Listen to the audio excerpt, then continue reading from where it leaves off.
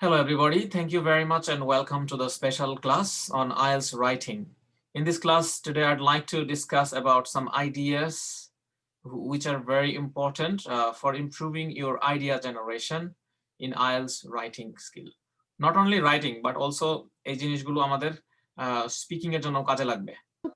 যাই হোক, আমি বাংলা ইংলিশ মিলিয়ে কথা বলবো কারণ আমরা এখানে কেউ কিন্তু মানে সবাই ইংলিশ মিডিয়াম ব্যাকগ্রাউন্ডের না, বাংলা ব্যাকগ্রাউন্ডের আছে। আর সবাই এখানে we are here to learn English language skill.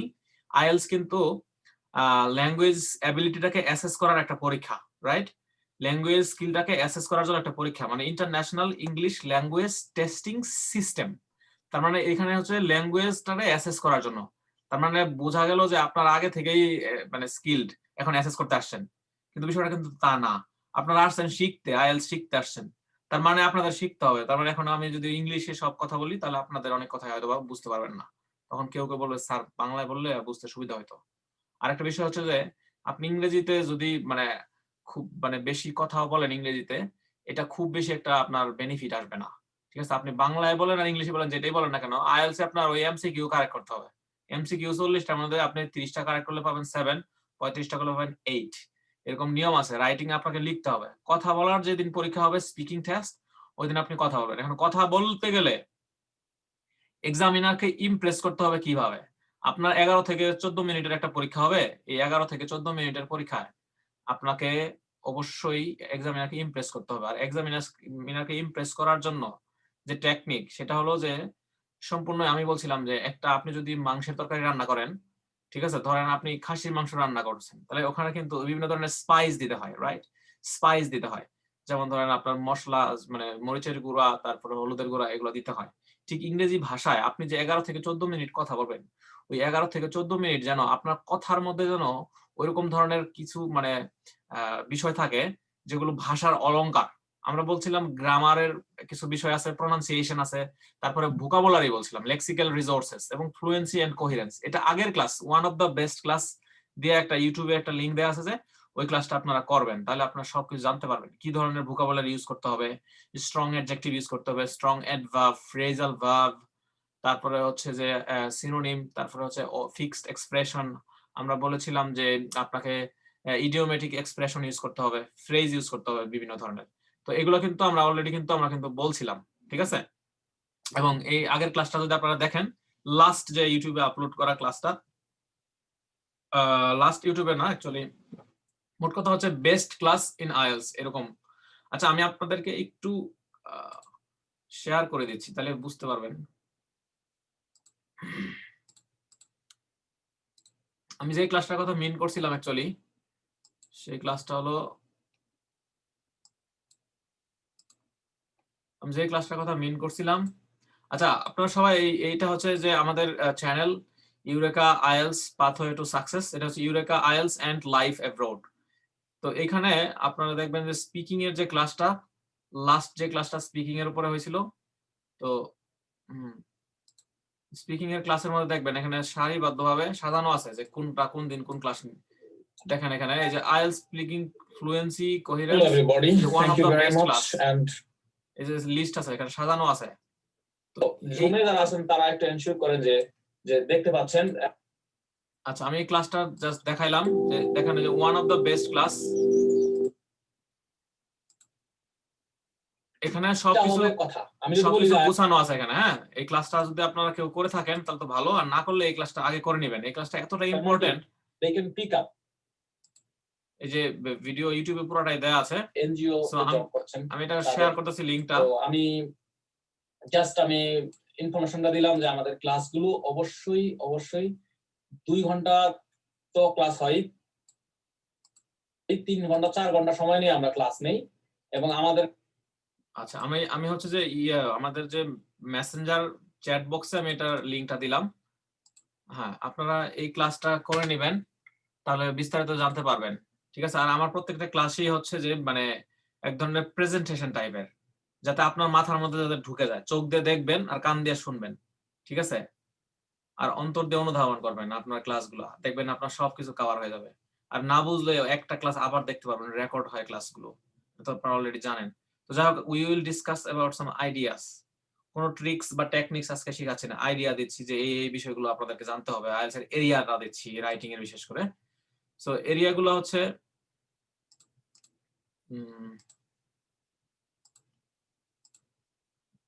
ওকে, আমরা common topics in IELTS.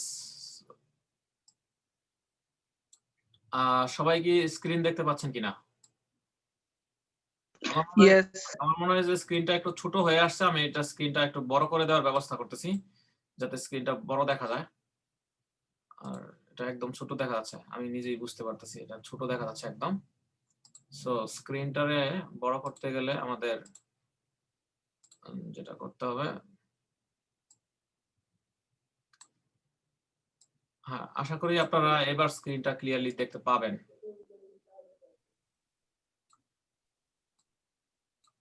So এখানে আমরা দেখতে পাচ্ছি যে বিল্ডিং আইডিয়াস রাইটিং এর জন্য। সো আপনারা আমার সম্পর্কে সবাই জানেন, আমি কানাডায় মাস্টার্স প্রায় শেষের পথে, আর জব করছি প্রভিন্সিয়াল গভর্নমেন্টের আন্ডারে। তো এখন হচ্ছে যে পড়াশোনা শেষ হয়ে গেলে পরবর্তীতে আরো ভালো জব হবে।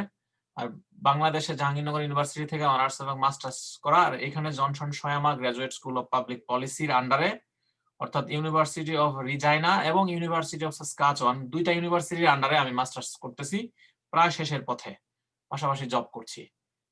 আচ্ছা, এখন এই আইএলটিএস এর এই বিষয়গুলো আমাদের জানতে হবে, যে গ্রামারের যে বিষয়গুলো, মানে সরি আইএলটিএস এর টপিকগুলো সম্পর্কে আমাদের জানতে হবে।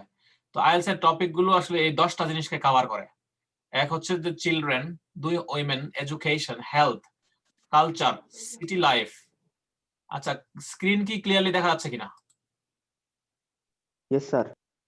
আচ্ছা, আমি জাস্ট এনশিওর করি যে সবাই দেখতে পাচ্ছেন ক্লিয়ারলি, কারণ ক্লাসটা যদি আপনাদের চোখে ভাসে তাহলে আমার মনে হবে যে আমাদের ট্রেডিশনালি ক্লাস নেই, মানে হোয়াইট বোর্ড অনেক সময় দেখা যায় না, পিছন থেকে দেখা যায় না ভালোভাবে, একজন বলে তুই সর দেখতে পাচ্ছি না, এরকম তো হচ্ছে না, ক্লিয়ারলি দেখতে পাচ্ছেন সবাই? সো হ্যাঁ স্যার, দেখা যাচ্ছে।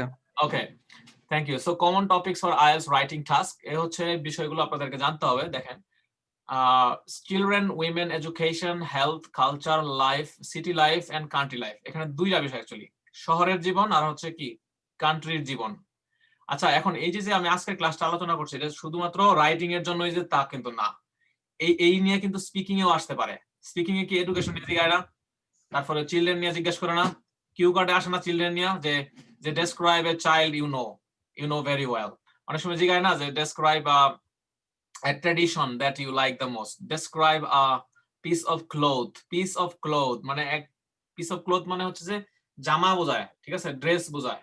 যেমন আমি আমার জ্যাকেটটাকে বলতে পারবো যে this is a piece of cloth. তো এই ক্লথ তো কালচারের অংশ। তারপরে সিটি লাইফ, কান্ট্রি লাইফ, তারপরে হচ্ছে গ্লোবাল ইস্যু, 7 নাম্বারটা হচ্ছে কি গ্লোবাল ইস্যু। 8 নাম্বার হচ্ছে গভর্নমেন্ট এন্ড ডেভেলপমেন্ট, সরকার এবং উন্নয়ন। তো এই সরকার হচ্ছে গভর্নমেন্টের যে ডেভেলপমেন্ট বলতে বোঝা যাচ্ছে যে হয়তোবা রেলওয়ে ডেভেলপমেন্ট, তারপরে পরিবহন ও যোগাযোগ ব্যবস্থা, যেটা রাস্তাঘাটের উন্নয়ন হতে পারে, ইনফ্রাস্ট্রাকচারাল ডেভেলপমেন্ট মানে অবকাঠামোগত উন্নয়ন, এইসব বিষয়গুলো আসতে পারে। এরপরে 9 নাম্বার হচ্ছে ক্যারিয়ার মানে হচ্ছে কি মানে মানুষের যে ব্যক্তি জীবনে মানুষ যে প্রফেশনটা বেছে নেয়, চাকরি বাকরি করে, যেটা মানুষের আর্নিং সোর্স, ক্যারিয়ার, এই ক্যারিয়ারটাকে ডেভেলপ করার জন্য কি করতে হবে সেই রিলেটেড ইনফরমেশন। অনেক সময় পরীক্ষায় প্রশ্ন এরকম আসে যে do you think that the soft skill are more important than academic degree.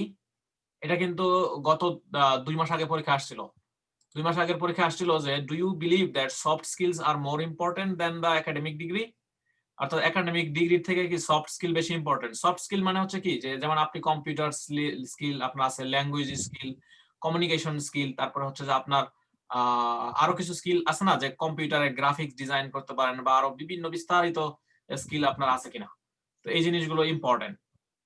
তো এখন কথা হচ্ছে যে এটা আমাদের জানতে হবে। তো এগুলোর বিস্তারিত আমরা আসতেছি, আমি জাস্ট আপনাদেরকে দেখাইলাম এতক্ষণ, সেটা হলো যে সিম্পলি দেখাইছি, শুধু টপিকের শিরোনাম দেখাইলাম।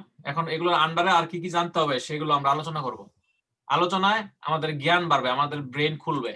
সো চিলড্রেনের আন্ডারে এই জিনিসগুলো আসবে, যেমন reading stories or video games, watching playing video games, physical exercise for health, আর ফাস্ট ফুড ওয়েস্ট, হ্যাঁ শপিং। এগুলো হচ্ছে চিলড্রেনকে ঘিরে এইরকম কোয়েশ্চেন করে। যেমন জিজ্ঞাসা করে প্রশ্ন। আচ্ছা লেখা ক্লিয়ারলি দেখা যাচ্ছে নাকি? এই লেখাগুলো একটু ছোট মনে হচ্ছে, বাট আপনাদের কি ক্লিয়ার দেখা যাচ্ছে কিনা স্ক্রিনে? Yes sir. আচ্ছা, একটু ছোট Yes, হলেও sir. আশা করি ক্লিয়ারলি দেখা যাচ্ছে। তো যাই হোক, তো যেটা বলতেছিলাম, তো রিডিং স্টোরিজ, ভিডিও গেমস। এখন কথা হচ্ছে যে যখন ভিডিও গেমস নিয়ে কোয়েশ্চেন আসবে, তখন পরীক্ষায় প্রশ্নটা থাকবে এরকম যে some people believe that video games are important for children, other people believe that video games are very dangerous for the children, discuss both views and give your own opinion. এরকম question থাকে, discuss both views and give your own opinion. তো তখন আমাদের কিন্তু লিখতে হবে যে video games এর কি কি সুবিধা এবং কি কি অসুবিধা। তো সুবিধা অসুবিধা গুলো কি কি, সেই আইডিয়া গুলো আমাদের আলোচনা করতে হবে। এখন আইডিয়া গুলো কি কি, যেমন আমরা শুধু ডিসকাশন করছি, ইনফর্মাল ডিসকাশন। তো ভিডিও গেমস এর সুবিধা হচ্ছে যে যখন বাচ্চারা যখন ভিডিও গেমস খেলবে, তখন তাদের যে ভিডিও গেমস এর বিভিন্ন লেভেল থাকে না, যে একটা লেভেল থেকে আরেকটা লেভেলে যেতে হয়, কিন্তু ধাপ পার হইতে হয়, থার্ড লেভেলে যায়, ফোর্থ লেভেলে যায়, এরপরে ফাইনাল স্টেজে চলে যায়। তার মানে there is a challenge, like always কিন্তু চ্যালেঞ্জ নিতে হয় ভিডিও গেমস এর মধ্যে, রাইট? সো যখন ভিডিও গেমস এর বাচ্চারা যখন চ্যালেঞ্জ নেওয়া শিখবে, তখন অটোমেটিকলি ওই ছেলে মেয়েদের মধ্যে একটা কি আসে, একটা স্কিল তৈরি হয়, একটা চ্যালেঞ্জ টেকিং যে একটা অ্যাটিটিউড, সেটা তাদের মধ্যে তৈরি হয়। আমাদের বাস্তব জীবনটা হচ্ছে চ্যালেঞ্জিং, চাকরি বাকরি বা যে কোনো ক্ষেত্রে আমাদের লাইফটা হলো চ্যালেঞ্জিং। তো এই চ্যালেঞ্জিং মোমেন্টে বাচ্চারা কিন্তু এই ভিডিও গেমস খেলার মাধ্যমে তারা কিন্তু চ্যালেঞ্জ নেওয়া শিখে, এটা তাদের পরবর্তী ভবিষ্যৎ জীবনে কাজে লাগবে। মানে হচ্ছে কি, ভিডিও গেমস পজিটিভ, এটা হচ্ছে বিষয়। আচ্ছা, আরেকটা বিষয় হচ্ছে যে ভিডিও গেমস যদি কেউ খেলে তাহলে তার ব্রেন ভালো থাকে। এখন ব্রেন কিভাবে ভালো থাকে? ওই যে ভিডিও গেমস যদি কেউ খেলতে চায়, তাহলে কিন্তু তার মানে ফুল অ্যাটেনশন কিন্তু দিতে হয়। আর ফুল অ্যাটেনশনটা যদি কেউ দেয়, তাহলে তার ব্রেনের ওয়ার্ক করে, ব্রেনটারে তার সে কাজ করে, ব্রেনটাকে সে ব্যবহার করে। আর যদি কেউ ব্রেনটাকে ব্যবহার করে, ধরেন আপনার একটা চাকু আছে, এই চাকুটা যদি আপনি নিয়মিত শান দেন বা নিয়মিত যদি আপনি শার্পেন করেন, তাহলে কিন্তু ওই চাকুটা আপনার ধারালো হবে, তখন ওই চাকুটা আপনি যেদিকে যাবে সেদিকে কিন্তু ভালো করবে। ঠিক ওই বাচ্চারা যখন ওই ব্রেনটাকে যখন ব্যবহার করবে তারা ভিডিও গেমস খেলার মাধ্যমে, যখন তারা লেখাপড়া করতে যাবে, বই হাতে নিলে তাদের কাছে মনে হবে যে বই হাতে নিলে, বই যদি হাতে নেয়, তাহলে তাহলে হয়তোবা তার সবকিছু মানে পড়তে আরাম পাবে, সে তার পড়তে ভালো লাগবে সবকিছু, ঠিক আছে? আমার কাছে একটা ধর্মীয় বই, এই বই পড়লে আপনার ধর্মীয় জ্ঞান হবে এবং আপনি কিন্তু ভালো মানুষ হিসেবে গড়ে উঠতে পারবেন। এই বইটা আমার একজনে গিফট করছে। এনিওয়ে, তো এখন আমরা তাহলে ভিডিও গেমস এর উপকারিতা জানলাম, ঠিক আছে? তো ভিডিও গেমস এর অপকারিতা মানে অসুবিধা কি, তো সেটা যদি আমরা জানতে যাই, তাহলে আমাদের বলতে হবে যে এরকম যে ভিডিও গেমস একটা বদ নেশা। বাচ্চারা এই ভিডিও গেমস খেলে, অতিরিক্ত সময় ভিডিও গেমস খেলে পড়ার দিকে মনোযোগ দেয় না, তারা পড়াশোনা করতেই চায় না। আর পড়াশোনা যখন করতেই চায় না, আর কেউ কেউ আছে যারা পড়তে চায়, দেখা যায় at the end of the day বাচ্চাদেরকে বলার পরে, বাবা মা মানে অনেক ধমক টমক দেওয়ার পরে তখন তারা রাজি হয় পড়াশোনার জন্য, তখন পড়তে বসে ভালো করতে পারে না, রেজাল্ট খারাপ করে ফেলে। তাদের দেখা যাচ্ছে ভিডিও গেমস খেলে তাদের ব্রেনটারে তারা যেখানে ভালো করার কথা সেখানে তারা খারাপ করছে। দেখা যাচ্ছে পরীক্ষার দিন গিয়ে আমার মাথার মধ্যে ভিডিও গেমস ঘুরে বেড়াচ্ছে। মোট কথা হচ্ছে, কেউ যদি নিয়মের বাইরে ভিডিও গেমস খেলে, সারাদিন ভিডিও গেমস খেলে, তাহলে তার ক্ষতি হবে। এই হচ্ছে ভিডিও গেমস নিয়ে ইনফরমেশন দিলাম। আচ্ছা, এরপরে হচ্ছে ভিডিও গেমস ছাড়াও চিলড্রেনদেরকে নিয়ে আরো কিছু কোয়েশ্চেন আছে।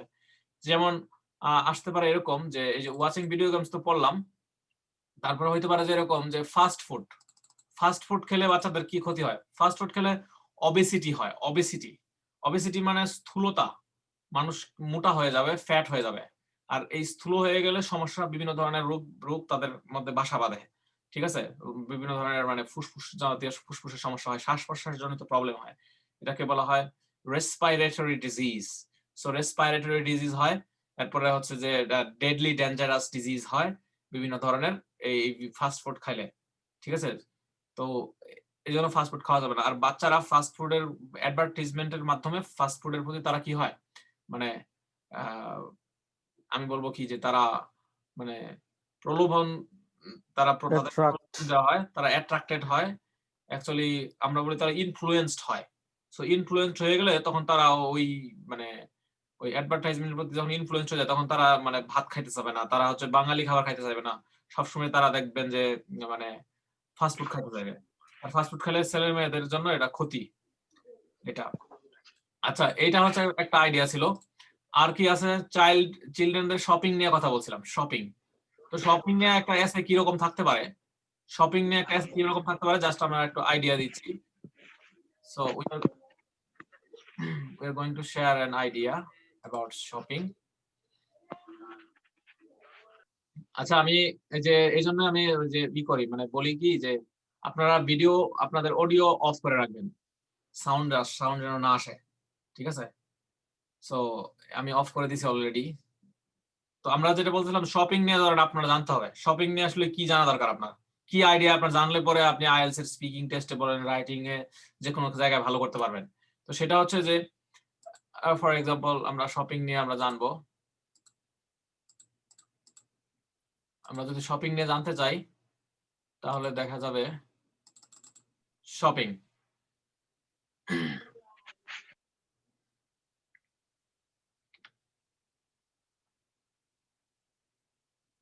আমরা যদি শপিং নিয়ে জানতে চাই, আচ্ছা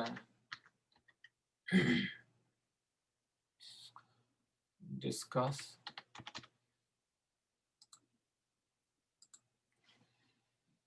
শপিং নিয়ে যদি আমরা জানতে চাই তাহলে শপিং এর জন্য যে মানে বিভিন্ন দিক আছে, যেমন ধরেন পরীক্ষায় প্রশ্নটা আসতে পারে এরকম, জাস্ট আমি আপনাদেরকে দেখাচ্ছি, এই কারণে দেখাচ্ছি যেন আপনারা প্র্যাকটিক্যালি বুঝতে পারেন যে আইডিয়াটা কিভাবে আমার ডেভেলপ করে এস এর মধ্যে কিভাবে ঢুকাইতে হবে। শপিং নিয়ে যদি পরীক্ষায় আসে তাহলে এরকম আসবে যে some people believe that shopping is beneficial for children, other people think it's harmful for them, discuss both views and give your own opinion. আচ্ছা, সবাই কি আমার যে কোয়েশ্চেন মানে যে পেজটা দেখাচ্ছে এই পেজটা কি দেখতে পাচ্ছেন কিনা? আমাকে একটু চ্যাট বক্সে একটু এসএমএস দিয়ে বলেন যে দেখতে পাচ্ছেন। আর একজন দুজন মুখেও বলতে পারেন যে হ্যাঁ দেখতে পাচ্ছি। আমি শিওর না আপনারা দেখতে পাচ্ছেন কিনা। তো এখানে সাম people believe that shopping is beneficial for children, other people think that it's harmful for them. তার মানে শপিং করা, আমরা যে শপিং করতে যাই এটাকে পজিটিভ না নেগেটিভ এটা বলছে। তো আমাদের এখানে বলছে discuss both views and give your opinion. যখন আমরা এরকম অপিনিয়ন দিব তখন আমরা যেটা করব, okay thank you Ramim for informing that you are hearing to me. Okay, এখন এইটার পজিটিভ ভিউজ আর নেগেটিভ ভিউজ সম্পর্কে আমাদের ভাবতে হবে। আমরা একটু হালকা 5 মিনিটের জন্য একটু ব্রেইন স্টর্ম করব। এখানে লেখা আছে পজিটিভ ভিউজ অফ শপিং। তো শপিং হচ্ছে মানুষের লাইফ স্কিল বাড়ায়, সিগনিফিকেন্ট লাইফ স্কিল আসে। শপিং যখন মানুষ করতে যায় তখন কিন্তু তার বাবা মার সাথে, যখন বাচ্চারা শপিং করতে যায় তখন কিন্তু দেখা গেছে যে বাবার সাথে শপিং এ গেছে, দেখা যাচ্ছে যে কাস্টমার, তার বাবা হয়তো একজন গুরুত্বপূর্ণ কাস্টমার, অথবা দেখা যাচ্ছে সেলসম্যান সালাম দিচ্ছে, একটা গ্রিটিংস করছে, কেমন আছেন, কি একটা হাই হ্যালো বলতেছে, এটাকে বলা হয় কার্টেসি। এরপরে দেখবেন যে কোনো কিছু জিনিসপত্র যখন কেনাকাটা করবে তখন কিন্তু একটা নেগোসিয়েশন করতে হয়, একটা বার্গেনিং করতে হয়। এরপরে দেখেন এই যে বাচ্চারা যখন বাজারে যাবে তখন তারা কিন্তু দায়িত্ব নেওয়া শিখবে, সেন্স অফ রেসপন্সিবিলিটি তাদের মধ্যে গ্রো করবে। আমি যখন ছোটবেলায় বাজার করছিলাম, প্রথম বাজার যেদিন করছিলাম আমি নিজেকে অনেক বেশি ম্যাচিউর মনে করেছিলাম ওই দিন। তখন আমি ক্লাস 6-এ পড়তাম। আমি ফার্স্ট বাজারে গিয়েছিলাম এবং আমি নিজের হাতে বাজার করে নিয়ে আসছিলাম বাসায়। আমার আম্মা বলছে যে আমার ছেলে তো বড় হয়ে গেছে, বাজার করা শিখে গেছে। তো সেই যে দায়িত্ব নেওয়া শুরু করলাম, এরপর থেকে যে কত বাজার করছি। এখন আমি আমার মানে শপিং থেকে শুরু করে সবকিছু বাসার মানে আমার ভাইগনা ভাইগনাদের জন্য বা সবার জন্য আমি শপিং করে দিই নিজের হাতে। তো এটা আসলে কি মানে রাইট চয়েসটা শেখা যায় এবং মানি ম্যানেজমেন্ট শেখা যায়। আমি একই জিনিস, মনে করেন আপনি এক জোড়া জুতা কিনবেন ঢাকা থেকে, যেটা আমি ওটা কলকাতা থেকে গিয়ে আমি ওটা কিনে নিয়ে আসতাম, বা আমি যখন বাংলাদেশে ছিলাম আর কি, আমি কলকাতায় গিয়ে কিনে নিয়ে আসতাম। আপনি একটা কেটস কিনবেন ঢাকা নিউ মার্কেট থেকে, যেই কেটস আপনি কিনবেন অনেক দামি কেটস আপনি কিনছেন, ধরেন আপনি হাঁসপাপি কেটস কিনছেন, হাঁসপাপি জুতা, ঠিক আছে? তারপরে হচ্ছে ধরেন আপনি উডল্যান্ডের জুতা কিনছেন, বা আপনি মনে করেন টিম্বারল্যান্ডের জুতা কিনছেন আপনি কিনছেন 10,000 টাকা দিয়া বাংলাদেশে। ধরেন ওই যে আপনারা সবাই তো মুস্তফা মার্ট চিনেন, right? Mustafa mart, Mustafa mart হচ্ছে যে বসুন্ধরায়। তো মুস্তফা মার্ট থেকে আপনি, বসুন্ধরার গ্রাউন্ড ফ্লোরে স্যার। হ্যাঁ ডাউন ফ্লোরে। তো এক জোড়া জুতা আমি কিনছিলাম এক জোড়া জুতা 14,000 টাকা দেয়া বাংলাদেশ থেকে আসার সময়, মনে হয় 14,000 না 12,000 টাকা কিনলাম, মনে নাই। তো ওই একই জুতা দেখা যাচ্ছে যে আমি বসুন্ধরা গিয়ে আমি দেখতাম, দেখে আসা ঠিক ওই জুতার মডেলটাই আমি আবার যাই কি করতাম, ইন্ডিয়া থেকে কিনতাম না সিঙ্গাপুর থেকে কিনতাম। কি হইতো তাতে, মানে আমার একে তো ভ্রমণ হয়ে গেল, আবার জুতাগুলো কিনা হয়ে গেল, বা আমার প্রয়োজনীয় জিনিসপত্র কিনা হয়ে গেল, ঠিক আছে? অনেক এক্সপেন্সিভ মানে ইনএক্সপেন্সিভে পাওয়া যায়। আপনি যদি কলকাতা শ্রী লেদার থেকে জুতা কিনেন তাহলে অনেক কম দামি জুতা আপনি পাবেন। তাহলে এটা স্কিল। কিন্তু আমি আমার আব্বা আম্মার সাথে হয়তো শপিং করতে গিয়ে আমি কিন্তু বাজার করা শিখছি, কিভাবে একজনের সাথে কথা বলতে হয়, কিভাবে দামাদামি করতে হয়, এই জিনিসগুলো আমি শিখছি। তার মানে এটা আমার লাইফ স্কিল, পরবর্তীতে আমার এটা কাজে লাগবে, নেগোসিয়েশন। এটা আমার কমিউনিকেশন স্কিলটা বৃদ্ধি করছে। তো এই কথাগুলোই লিখতে হবে এস এর মধ্যে। তো এস এর মধ্যে কিভাবে লিখতে হয় সেটাই আমরা এখানে দেখেন আমরা ডেটা ইনপুট করব। তাহলে significant life skill, courtesy, negotiation, sense of responsibility, money management, making right choice. এই কথাগুলো হচ্ছে শপিং এর আইডিয়া। শপিং করতে গেলে এই জিনিসগুলো বাচ্চারা শিখে। আচ্ছা, আরেকটা জিনিস সুবিধা আছে শপিং এর, সেটা হচ্ছে যে এখন বাচ্চারা ওয়ান্ডারফুল অপরচুনিটি প্রায় রিক্রিয়েশন পায় যখন কেউ শপিং এ যায়। ধরেন শপিং বলতে কিন্তু বাজার করে মানে কাঁচা বাজারে যাওয়া যায় তা না। শপিং বলতে হয়তো বা বসুন্ধরা হইতে পারে, যমুনা ফিউচার পার্ক হইতে পারে, তো যেখানে নাকি অনেক রিক্রিয়েশনের ব্যবস্থা আছে, ডেভেলপস দেয়ার মাইন্ডস, বাচ্চাদের মন মানসিকতাকে আরো বেশি উন্নত করে, বিকশিত করে। তারপর তারা সেই মন মানসিকতা প্রফুল্ল চিত্তে তারা পড়াশোনা করতে বসে, attention in studies, good performance, result ভালো করে তারা। তারপরে রেজাল্ট ভালো করে তারা জীবনে ভালো চাকরি পায়। তারপরে দেখেন নেগেটিভ ভিউজ আছে এখানে। তো ছেলেমেয়েরা তো বুঝে না শপিং এর, কিন্তু নেগেটিভ দিক হচ্ছে যে ছেলেমেয়েরা না আসলে ফ্যান মানে ট্রেন্ড বা ফ্যাশনের প্রতি তারা বেশি উদ্বুদ্ধ হয়ে যায়। তারা কিন্তু যা দেখে তাই তারা কিনতে চায়। এই যে যখন যা দেখে তাই কিনতে চায়, অ্যাডভার্টাইজমেন্টের যারা যখন নেগেটিভলি যারা ইনফ্লুয়েন্সড হয়, তখন তারা বাবা মাকে বাধ্য করে যে আমাকে এটা কিনে দিতে হবে। তখন বাবা মা কিছু না উপায় দেখে বাচ্চাকে খুশি করার জন্য তারা জিনিসপত্র কিনে দেয়, এবং এতে বাবা মা কিন্তু ঋণের মধ্যে আঁকড়ায় ঋণে জড়ায় যায়। আমি এরকম দেখছি ঈদের সময় দেখা যাচ্ছে যার 3-4টা ছেলে মেয়ে, তাদের জন্য সে শপিং করতে গেলে তো দেখা যাচ্ছে 10,000 টাকা লাগবে। এই 10,000 টাকা সে কোথা থেকে যে ম্যানেজ করছে, দেখা যাচ্ছে ধার করে নিয়ে আসছে একজনের কাছ থেকে। ঠিক আছে, শপিং করেছে, কিন্তু বাচ্চাদের মুখের হাসি তারা দেখতে চায় বাবা মা। তো এটা করলে বাচ্চারা কিন্তু ওই যে নেগেটিভ বিজ্ঞাপনের মাধ্যমে নেগেটিভলি তারা ইনফ্লুয়েন্সড হয় শপিং এর দ্বারা।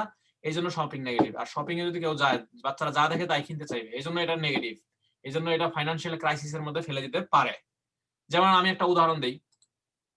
আমি যখন কানাডাতে যখন শপিং করতে যাই, মানে শপিং করতে না, আমি যখন শপিং মলে যাই, শপিং করতে যাই না কখনো, সত্যি কথা এটা, শপিং মলে যাই। এখন কেন যাই?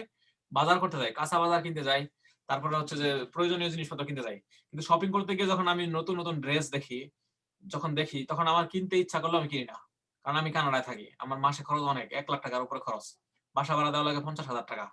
তারপরে হচ্ছে শুধুমাত্র কারেন্ট বিল, ইলেকট্রিসিটি বিল, আমি আপনাদের যে জুমে ক্লাস নিচ্ছি না, এটার আমার বিল দিতে হয়। তো এই বিল বিল দিতে টাকা লাগে, তারপরে ওয়াইফাই এর বিল দিতে হয়, তারপরে হচ্ছে যে আরো বিভিন্ন রকমের বিল আছে, মোবাইলের বিল দিতে হয়।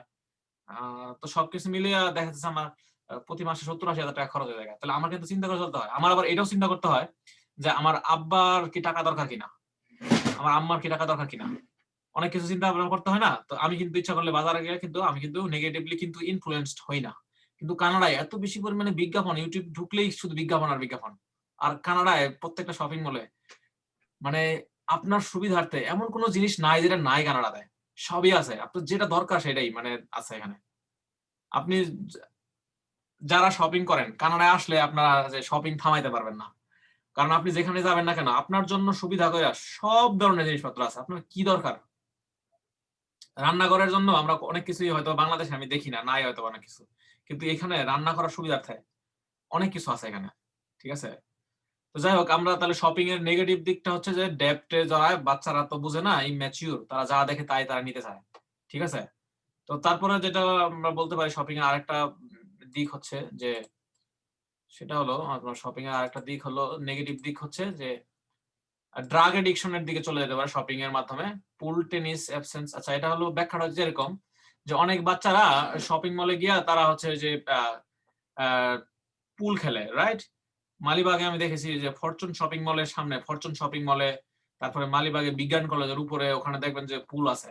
তো স্কুল ড্রেস পরা বাচ্চারা দেখি যায় সে কি করে, পুল খেলে। আর পুল খেলতে খেলতে আগ্রহ হয়ে যায়, নেশা হয়ে যায়, টাকা দেয়া পুল খেলে। এমন হইতে পারে তারা এমন নেশায় পড়ে যায় যে তারা ক্লাস মিস করে। তো এগুলো তো শপিং মলের মধ্যে থাকে। শপিং মলের ভিতরে কিন্তু কিডস জোন থাকে, তারপর প্লে গ্রাউন্ড মানে স্পোর্টস জোন থাকে। সেই সব জোনের মধ্যে তারা এই যে পুল টেনিস এইসব কিছু খেলে ক্লাস মিস করে রেজাল্ট খারাপ করে। এরপর রেজাল্ট খারাপ করে তারা বখাটে হয়ে যায়। আর বখাটে হয়ে গিয়ে তারপর তারা একটা সময় ড্রাগ এডিকশনের দিকে চলে যায়। এটা হলো নেগেটিভ কথা। এগুলারে সাজায় আমরা কি করবো, এস এর মধ্যে লিখবো। উপরে যে পয়েন্ট গুলো লিখছি সেই পয়েন্ট গুলো আমরা কি করবো, এস এর মধ্যে লিখবো। সুন্দর করে ইন্ট্রোডাকশন লিখতে হবে। ইন্ট্রোডাকশনের 3টা বাক্য লিখতে হয়। যেমন এখানে লিখছি over the last few decades, এগুলো হলো স্টাইল, এগুলো হচ্ছে ভাষার অলংকার। ইটস ওয়াইডলি অ্যাকনলেজড দ্যাট, এগুলো হচ্ছে অলংকার ভাষার। আসল কথা হলো এইটুকু, shopping is considered age one of the most popular forms of entertainment not only in developing countries but also in developed states. Just আমি আপনাদেরকে আমার রাইটিং যে এসেগুলো, রাইটিং এসের শুধু একটা ইন্ট্রোডাকশনের একটা পার্ট দেখাইলাম, যে এখানে যখন এক্সামিনার যখন মার্ক দিবে আপনাকে, তখন আপনাকে তারা মার্ক দিবে গ্রামারের উপরে। দেখেন এখানে ইট ইজ ওয়াইডলি অ্যাকনলেজড দ্যাট, এই কথাটা হচ্ছে প্যাসিভ ভয়েস, এটা হচ্ছে প্যাসিভ ভয়েস। আচ্ছা, shopping is considered as passive voice one of the most, এটা হচ্ছে আপনার সুপারলেটিভ ডিগ্রি। তারপরে হচ্ছে যে নট অনলি বাট অলসো, এটা হচ্ছে কোঅর্ডিনেটিং কনজাংশন। তারপরে যে although it is often believed that বা thought that number of thought by a number of people that shopping brings about some obvious benefits, other consider that it may have some clear drawbacks. তারপরে সুন্দর একটা opinion দিব আমরা, however in my opinion shopping can bring about more benefits such as important life skills and entertainment opportunities for children compared to any disadvantage it might bring। তাহলে এখানে উপরে যেমন life skill আমরা লিখছিলাম, এন্টারটেইনমেন্ট স্কিল লিখছিলাম, এন্টারটেইনমেন্ট অপরচুনিটিস, সেই কথাটাই আমরা এখানে S এর মধ্যে লিখছি। এরপরে আমরা অন দা ওয়ান হ্যান্ড দিয়ে আমরা এখানে লিখবো যে school of thought believe that shopping is beneficial for এই যে টু ক্রুশাল রিজন। তারপরে লিখছি I believe that first and foremost it teaches children some significant life skill which are vitally important for their life। এরপরে সেখানে আইডিয়াটাকে আবার কি করে জোড়া দিলাম দেখেন, in other words when children go for shopping they can understand how to bargain, ensure better choice, as a consequence learn negotiation skill and they learn money management skills। হ্যাঁ, এরকম লিখছি shopping provides wonderful opportunities, moreover দিয়ে আরেকটা point লিখছি wonderful opportunities for recreation. এই যে to be more precise, for example আমরা এখানে কি লিখছি দেখেন যে to be more precise এখানে উদাহরণ দিছি আমরা যে nowadays almost all shopping malls have entertainment zone where different sports zone recreational activities are performed। for example Jamuna Future Park is the largest mall in Bangladesh and it includes some movie theaters, gymnasiums, tennis courts and আর কি লিখলাম and some other entertainment opportunities which refresh children's mind। আমরা কিন্তু উপরে যে পয়েন্টগুলো লিখছিলাম সেগুলো আমরা বাক্য আকারে লিখছি। দেখেন বাক্য আকারে লিখে আমাদের কিন্তু আইডিয়াগুলোতে একটা এসে হয়ে গেল। একটা এসেতে কত ওয়ার্ড থাকতে হবে? 250 ওয়ার্ড। তো 250 ওয়ার্ড আমরা এখানে শুরুর দিকেই আমরা কিন্তু আমরা কত ওয়ার্ড পাইছি একটু দেখেন তো। আমরা এখানে how many words are here, 246 word হয়ে গেছে এখানে, 246। শুধু আমাদের ওই আইডিয়া ডেভেলপ করতে হবে। এই আইডিয়া কিভাবে সুন্দর করে গুছিয়ে, প্রথমে এরকম র ম্যাটেরিয়াল থাকবে, এরকম র আইডিয়া থাকবে, significant, life skill, courtesy, negotiation, এগুলো প্রথমে কিওয়ার্ড গুলো থাকবে ব্রেনের মধ্যে থাকবে। সেটাকে গুছাই কিভাবে বাক্য বানাইতে হবে টেকনিক্যালি, সেই টেকনিকের উপরে ক্লাস হবে আপনাদের পরবর্তীতে। তাহলে আইডিয়া পাইলাম আমরা শপিং এর পজিটিভ এবং নেগেটিভ দিকগুলো। এবার আমাদের মেইন ক্লাসে চলে যাচ্ছে। আবার I am going to stop this screen and I am going to start another screen, যেটা আমরা শুরুর দিকে শুরু করছিলাম। সেটা হলো কমন টপিকে ছিলাম, আমরা চিলড্রেনদেরকে নিয়ে আলোচনা করতেছিলাম। আচ্ছা, চিলড্রেনদের মধ্যে আরেকটা বিষয় আছে, দেখেন computer and internet are important for children study. আচ্ছা, এই সাইমা কি ক্লাসে আছেন নাকি, যার পরীক্ষা সামনে? বা I don't know. Yes sir, I'm in class. তাহলে এখন আপনার আমি কিন্তু আলোচনা করতেছি যেগুলো আপনার জন্য কাজে লাগবে। বিশ্বাস করবেন কিনা জানি না, আমার এই যে আজকের আলোচনাটা আপনার পরীক্ষার মধ্যে জিজ্ঞাসা করতে পারে। সেটা হচ্ছে দেখেন চিলড্রেন আর ইন্টারনেট, কম্পিউটার। আপনি 2 দিন পরে যখন পরীক্ষা দেবেন আমার কাছে এসে বলবেন যে স্যার আপনি যে পড়াইছিলেন ওই দিন তো পরীক্ষা কমন পড়ে গেছিল। কারণ এখান থেকে পরীক্ষা আসবে, আমি যেগুলো পড়াই কিভাবে যেন জাদুর মতো ওইগুলো চলে আসে পরীক্ষার মধ্যে। যারা পরীক্ষা দিছে বা যারা দেয়, যারা স্টুডেন্ট, তারা সবাই বলে কিন্তু। তো দেখেন এখানে বলছে some people think that computer আর internet are important for children study, other think that teachers are important, school and teachers are important. মানে কম্পিউটার আর ইন্টারনেট দিয়ে হবে না, স্কুলের টিচারদের বাস্তব অভিজ্ঞতা, তাদের কাছ থেকে কথা শুনতে হবে, এটা বলছে। এএস এর আইডিয়া হচ্ছে এটা। তাহলে এখন আমাদের কি করতে হবে, ওই শপিং নিয়ে যেরকম আইডিয়া লিখলাম ঠিক সেম আমরা কি করব, কম্পিউটারের উপর আমরা আইডিয়া লিখবো। তো আইডিয়াগুলো আমরা কিভাবে লিখবো, তাহলে কম্পিউটারের বেনিফিট কি কি, ইন্টারনেটের বেনিফিট কি কি, সেটার উপর আমরা এখন লিখবো। তো এখন ওইটা যখন আমরা লিখবো তখন আমরা আইডিয়াটা মাথার মধ্যে কিভাবে সেট করব। আইডিয়াটা আমরা সেট করবো এইভাবে, let me share the white board.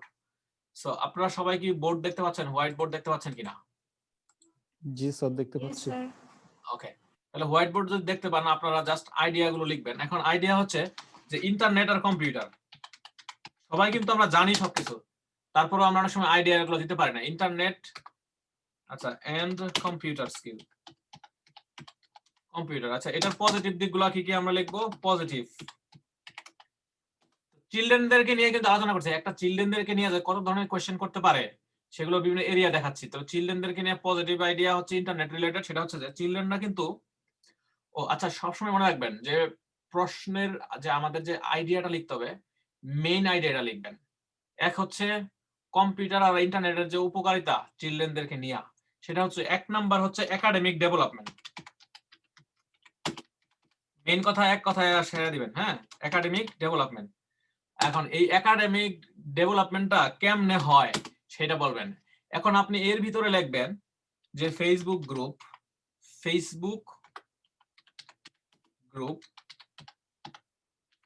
আপনি বলতে পারেন যে জুম প্ল্যাটফর্ম, আচ্ছা, জুম অ্যাপস, তারপর আপনি বলতে পারেন যে লিঙ্কডইন প্ল্যাটফর্ম, লিঙ্কডইন, তারপর আপনি বলতে পারবেন ইউটিউব। এগুলো থেকে সার্চ দেয়া তারা কি করে? পড়াশোনা করে, তারা নিজেদেরকে কি করে? ডেভেলপ করে। তাহলে প্রিপেয়ার দেয়ার লেসন, প্রিপেয়ার লেসন, নলেজ, তারা কি করে? নলেজ অর্জন করে। KNOW, KNOWLEDGE, নলেজ তারা ইনক্রিজ করে। আচ্ছা, এখন NOW, আচ্ছা, LEDG, নলেজ তারা বৃদ্ধি করে। আচ্ছা, ফেসবুকের বিভিন্ন গ্রুপ আছে না, ফেসবুক গ্রুপ, গ্রুপ থেকে কিন্তু তারা কিন্তু ক্লাসের শিডিউল দেখতে পারে, আপডেটেড লেসন প্ল্যান, স্যাররা কি পড়াচ্ছে সেটার সিলেবাস দেখতে পারে। তারপরে যে কোনো একটা ইউনিভার্সিটির ওয়েবসাইট দেখতে পারে, তারা ওয়েবসাইটের মধ্যে কিন্তু অনেক কিছু দেয়া থাকে, সেগুলো তারা দেখতে পারে। তাহলে এইভাবে করলে, তারপরে ফেসবুকের মাধ্যমে গ্রুপ স্টাডি করতে পারে, তারপরে জুমের মাধ্যমে গ্রুপ স্টাডি করতে পারে, অনলাইনে গ্রুপ স্টাডি করা যায় না। তারপরে আমরা যে ক্লাসটা নিচ্ছি, যে আমাদের যে ক্লাসের যে সিস্টেমটা, আপনাদের কি বুঝতে কোনো সমস্যা হচ্ছে কিনা, ক্লিয়ারলি দেখতে পাচ্ছেন কিনা? এটা আমি যে হার্ডবোর্ড মানে হোয়াইট বোর্ড শেয়ার করলাম, আপনাদের দেখতে তো কোনো প্রবলেম হচ্ছে না, সবারই তো দেখতে পাচ্ছেন, রাইট? সো এটা Yes, sir. এটা ইফেক্টিভ কিনা এটাই বলবেন। তাহলে এটা ওভারঅল কি আমাদের একাডেমিক ডেভেলপমেন্ট করতেছে না? খেয়াল করছেন বিষয়টা, একাডেমিক ডেভেলপমেন্ট। তাহলে এটা হলো একটা কারণ, এটা হচ্ছে যে পজিটিভ দিক। আচ্ছা, আরেকটা পজিটিভ দিক বলতে পারি আমরা, সেটা হচ্ছে যে ছেলেমেয়েরা লাইফ স্কিল শিখে। কি শিখে? Life skill. এখন এই লাইফ স্কিল যা শিখে, আমরা ওই যে একটু আগে আলোচনা করছিলাম না যে ভিডিও গেমস শিখলে বাচ্চাদের কি হয়? বাচ্চারা চ্যালেঞ্জ নেওয়া শিখে, এই শিখে সেই শিখে, হ্যাঁ, তারা হচ্ছে যে চ্যালেঞ্জ নেওয়া শিখে, তারপরে তারা হচ্ছে যে ব্রেইনটাকে তারা কাজে লাগায়, অ্যাটেনশন দেওয়া শিখে। তারা যারা শুরুর দিকে ক্লাসে ছিলেন তাদেরকে বলতেছি, নতুন একজন জয়েন করছে সে হয়তো নাও বুঝতে পারে। এনিওয়ে, তো বাচ্চারা যখন ভিডিও গেমস খেলে তাদের ব্রেনটা ক্লিয়ার হয়। ভিডিও গেমস খেলে, গেমের মধ্যেও কিন্তু বিভিন্ন ধাপ আছে, গেম খেললে কিন্তু বুদ্ধি লাগে, রাইট? সো আপনার মেধার ব্যবহারটা হচ্ছে কিন্তু। তাহলে কম্পিউটারের মাধ্যমে কি? Computer video games, video games এর মধ্যে কিন্তু লেভেল থাকে, লেভেল 1, হ্যাঁ, লেভেল 1, লেভেল 2, অর্থাৎ আপনি ওই আগের ইনফরমেশন গুলো এই কম্পিউটার টেকনোলজির মধ্যে ঢুকাই দিবেন, জোড়াতালি দিবেন, আইডিয়া গুলো সব একটার সাথে একটা রিলেটেড। তখন আপনি বলবেন বাচ্চারা কি করে? চ্যালেঞ্জ নেওয়া শিখে, চ্যালেঞ্জ নেওয়া শিখে। তাহলে এখন নেক্সট এক্সামে যদি সাইমাকে যদি জিজ্ঞেস করা হয় যে do you think that the internet brings some positive aspects in our society, তখন আপনি বলবেন ইয়া ডেফিনেটলি, আপনি বলবেন yes definitely, computer and internet technology, internet provides us opportunity, especially when you consider academic development. It's very crucial for everyone. Facebook group, Zoom apps, LinkedIn, YouTube, and all are the social medias are very offering different opportunities for academic development. Students get knowledge from internet, and they can learn many things from the Facebook group. There are different group study, different academic group in Facebook and other group, and they can also interact online with their friends, with good students, and they can also interact with the students of Canada, students of America, by sitting in Bangladesh. বাংলাদেশে বসে থেকে তারা কিন্তু বিদেশের স্টুডেন্টদের সাথে কি করতে পারে? ইন্টারঅ্যাক্ট করতে পারে। উদাহরণস্বরূপ, আমার পরিচিত একজন বড় কর্মকর্তা, এনজিও কর্মকর্তা, বড় কর্মকর্তা, উনি ঢাকা থেকে কানাডায় ক্লাস করে। বুঝতে পারছেন? বড় পোস্টে আছে তো। চাকরির মায়া লাগে, চাকরি ছাড়তে চায় না, বলে যে আমি অলরেডি অনেক এস্টাবলিশড, এরকম বড় চাকরি আমি সাইরাস যদি কানাডাতে যাই তাহলে তোমার, সে কি করে কানাডা আসে, আইসা কি করে ক্লাসে ভর্তি টর্তি হয়ে আবার চলে যায় বাংলাদেশে গিয়ে ক্লাস করে, আবার এখানে অনলাইনে ক্লাস করে। কোভিড-19 তো, কোভিড-19 কিন্তু সে কিন্তু বাংলাদেশে ক্লাস করে, তাহলে বাংলাদেশ থেকে ক্লাস করে, তাহলে সে যে ক্লাস করতেছে তার কিন্তু বাংলাদেশে তার জবটা আছে, তো এতে করে তার কিন্তু ঠিকই তার কিন্তু ডেভেলপমেন্ট হচ্ছে, তার কিন্তু রেজাল্ট ভালো হচ্ছে, সে কিন্তু কানাডিয়ানদের সাথে কিন্তু ইন্টারঅ্যাক্ট করতেছে, ঠিক আছে। আচ্ছা, এই ব্যক্তিটাকে যার আইডি ভাষা নাই, 1JX8P,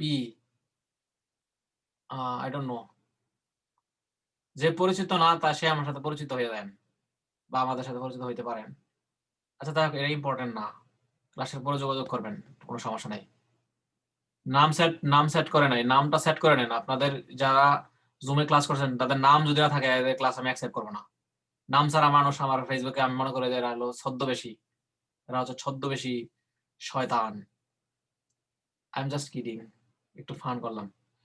যারা নাম ছাড়া আসলে তো মানুষ তো অনেক কিছু নেগেটিভ ধারণা করতে পারে, তাই না? আপনারা সবাই নাম সেট করে রাখবেন, যেটাই হোক নামটা সেট করে রাখবেন, ঠিক আছে?